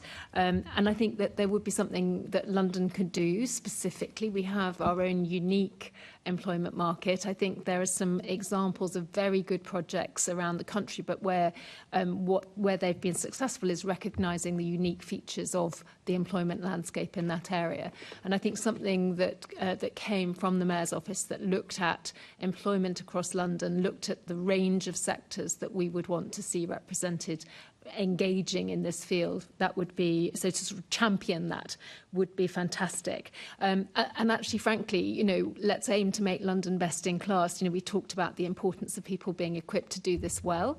So supporting employers with that encouragement to train themselves, to train their staff, to think about their processes, and to really showcase actually doing that well, I think would be really important. I think always bringing the voice of lived experience into the conversation, so making sure that's front and central of policy decision making and steps to take this forward. Modelling employment directly. I don't know what the Assembly and the organisations that kind of fit within this might say if we lifted the lid and looked at their processes, but I think modelling that is a great way of spearheading other people to come on board. So I would encourage some investigation and some exploration potentially if there are contracting partners. If your catering is supplied by someone, what are the bases on which you could encourage others? So using that role that you have to convene, to lead by example. The sustainability of grant funding, it's really difficult not to mention money as a small organisation. So looking at how MOPAC in particular might fund projects, so bearing in mind what we've said about the sustainability for small organisations and the important mix of that landscape, so that actually there's something that fits both the bigger scale but also the smaller scale on the ground. I would also put out there the reintroduction of what's called ROTL, Release on Temporary Licence. So London hasn't had ROTL, I think, now for more than 10 years. It obviously, to some extent, reflects the changing nature of some of the London prison populations, but actually the reason in reality is that the capacity issue in prisons that was mentioned in the first panel. But release on temporary licence shows, the evidence of release on temporary licence shows that it's incredibly successful in supporting people. So that's the idea that someone can leave prison day by day to go out to an employment or a training scenario that might be paid to earn them some money for their release, or it might be on a voluntary basis, but just it allows them to build the confidence and skills that they need to then successfully make a success of leaving prison. There hasn't been any ROTL in London. That would be an amazing thing to spearhead, and there is lots of evidence. There was a very good study done by the Prison Reform Trust a few years ago on the very positive impact of ROTL. And I would throw out a bit of a random one, but we've mentioned the discharge grant. And obviously, if you're discharged in the southwest, the 86 probably still doesn't cover all your needs, but in London, that's particularly exacerbated. And I would throw out the possibility of arguing for a London weighting to be applied to the discharge grant to recognise the additional expense of being in a capital city. And obviously, you might argue the same for another major urban area. But I don't know that anyone has ever considered that, but it would be really interesting to explore what capacity there might be to make a difference for people leaving prison in London and just to have something That's really more. helpful. Thank you. Matt? Completely agree with the ROTL point, really underutilised rehabilitative tool. On the same frame as looking at the out-of-court disposals route and how employability could play a role within that. So how things like unpaid work and actually how they become meaningful rehabilitative functions to support people to employment. With the issues that's happening with the prison population crisis, we need to find better alternatives to sending people into prison in the first place. I think some of the challenges at the moment is the rehabilitative functions that some of the funding that's gone into these alternatives don't have the confidence, and therefore the decisions are being made by the court to send people because there isn't confidence in the alternative. So I think it's about putting a spotlight on what is the alternative to custody and how employability could play a really key role within that, and how you could get employers involved in that process, and because that could be a really positive rehabilitative tool, but it also could be a really good pipeline of future candidates into employers. I also have a list. So first of all, we'd like to see greater coordination and commissioning of existing support.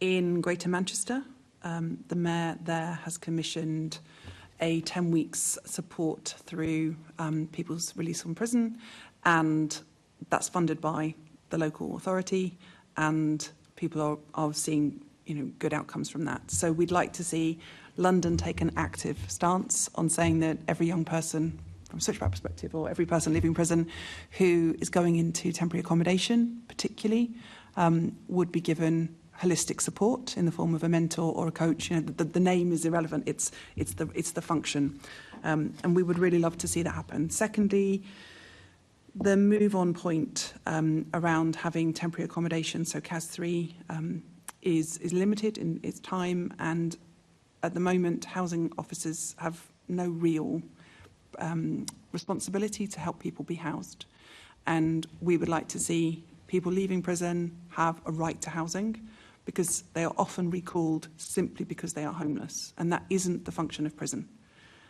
We would like to see local housing officers take that responsibility. We'd love to see a continued investment in mentoring. As I said, we receive one of the Propel grants. We're receiving New Deal for Young People funding, and that's definitely providing greater access for mentoring for people who need that support. We would like to see that rolled out more and that funding extended. We would like to see a focus on resettlement and prison leavers in the Mayor's violence reduction work. The VRU does fantastic work, but most offending is reoffending, and helping people leaving prison or leaving courts not reoffend, including violent crime, is really important. And so broadening that function to really thinking about resettlement is definitely going to help reduce reoffending where there's violence involved. And finally, the point around employers.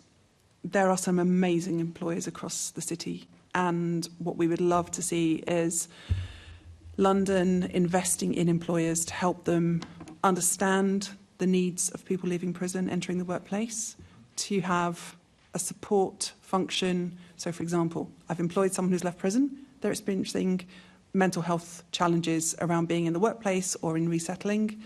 Where can I send them? Really having a pipeline of being able to refer people for mental health support, because if you can get in there early, what can happen is, instead of increasing anxiety, you can reduce it very quickly, and people can then quickly return to work. We want to see that.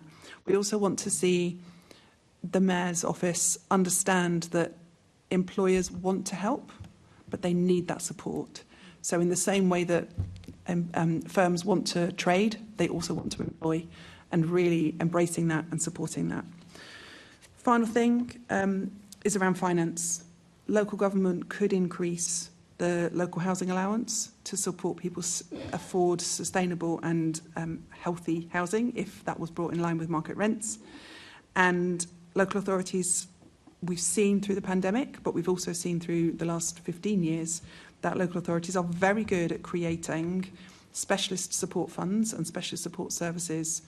And we would love to see a specialist support service for people leaving prison around accessing, for example, tenancy deposits, with specialist staff to support people through finding suitable accommodation, but also thinking through how they access local authority support services, because engaging with authority, engaging with bureaucracy is very hard, not least because of low literacy rates and low numeracy rates.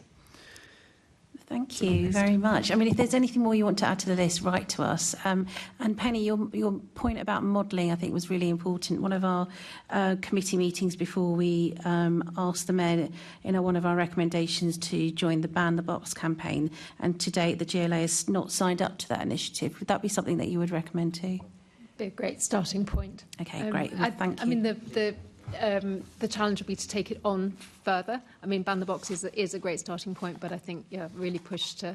It's been around for a long time, so we should be setting our sights beyond that. Boots have joined it. Enfield Council have joined it too.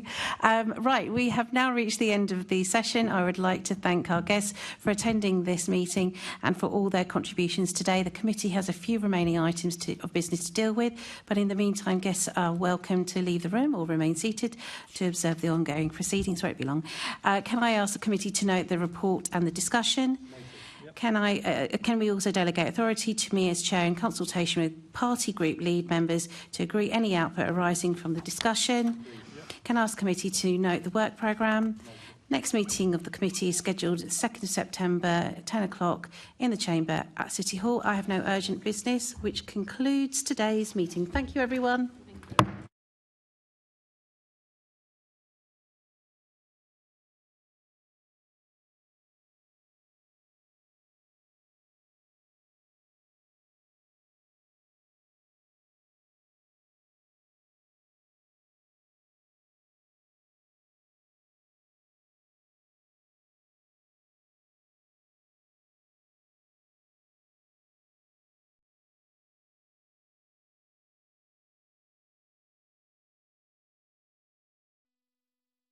This is the broadcast from City Hall, the home of the Greater London Authority.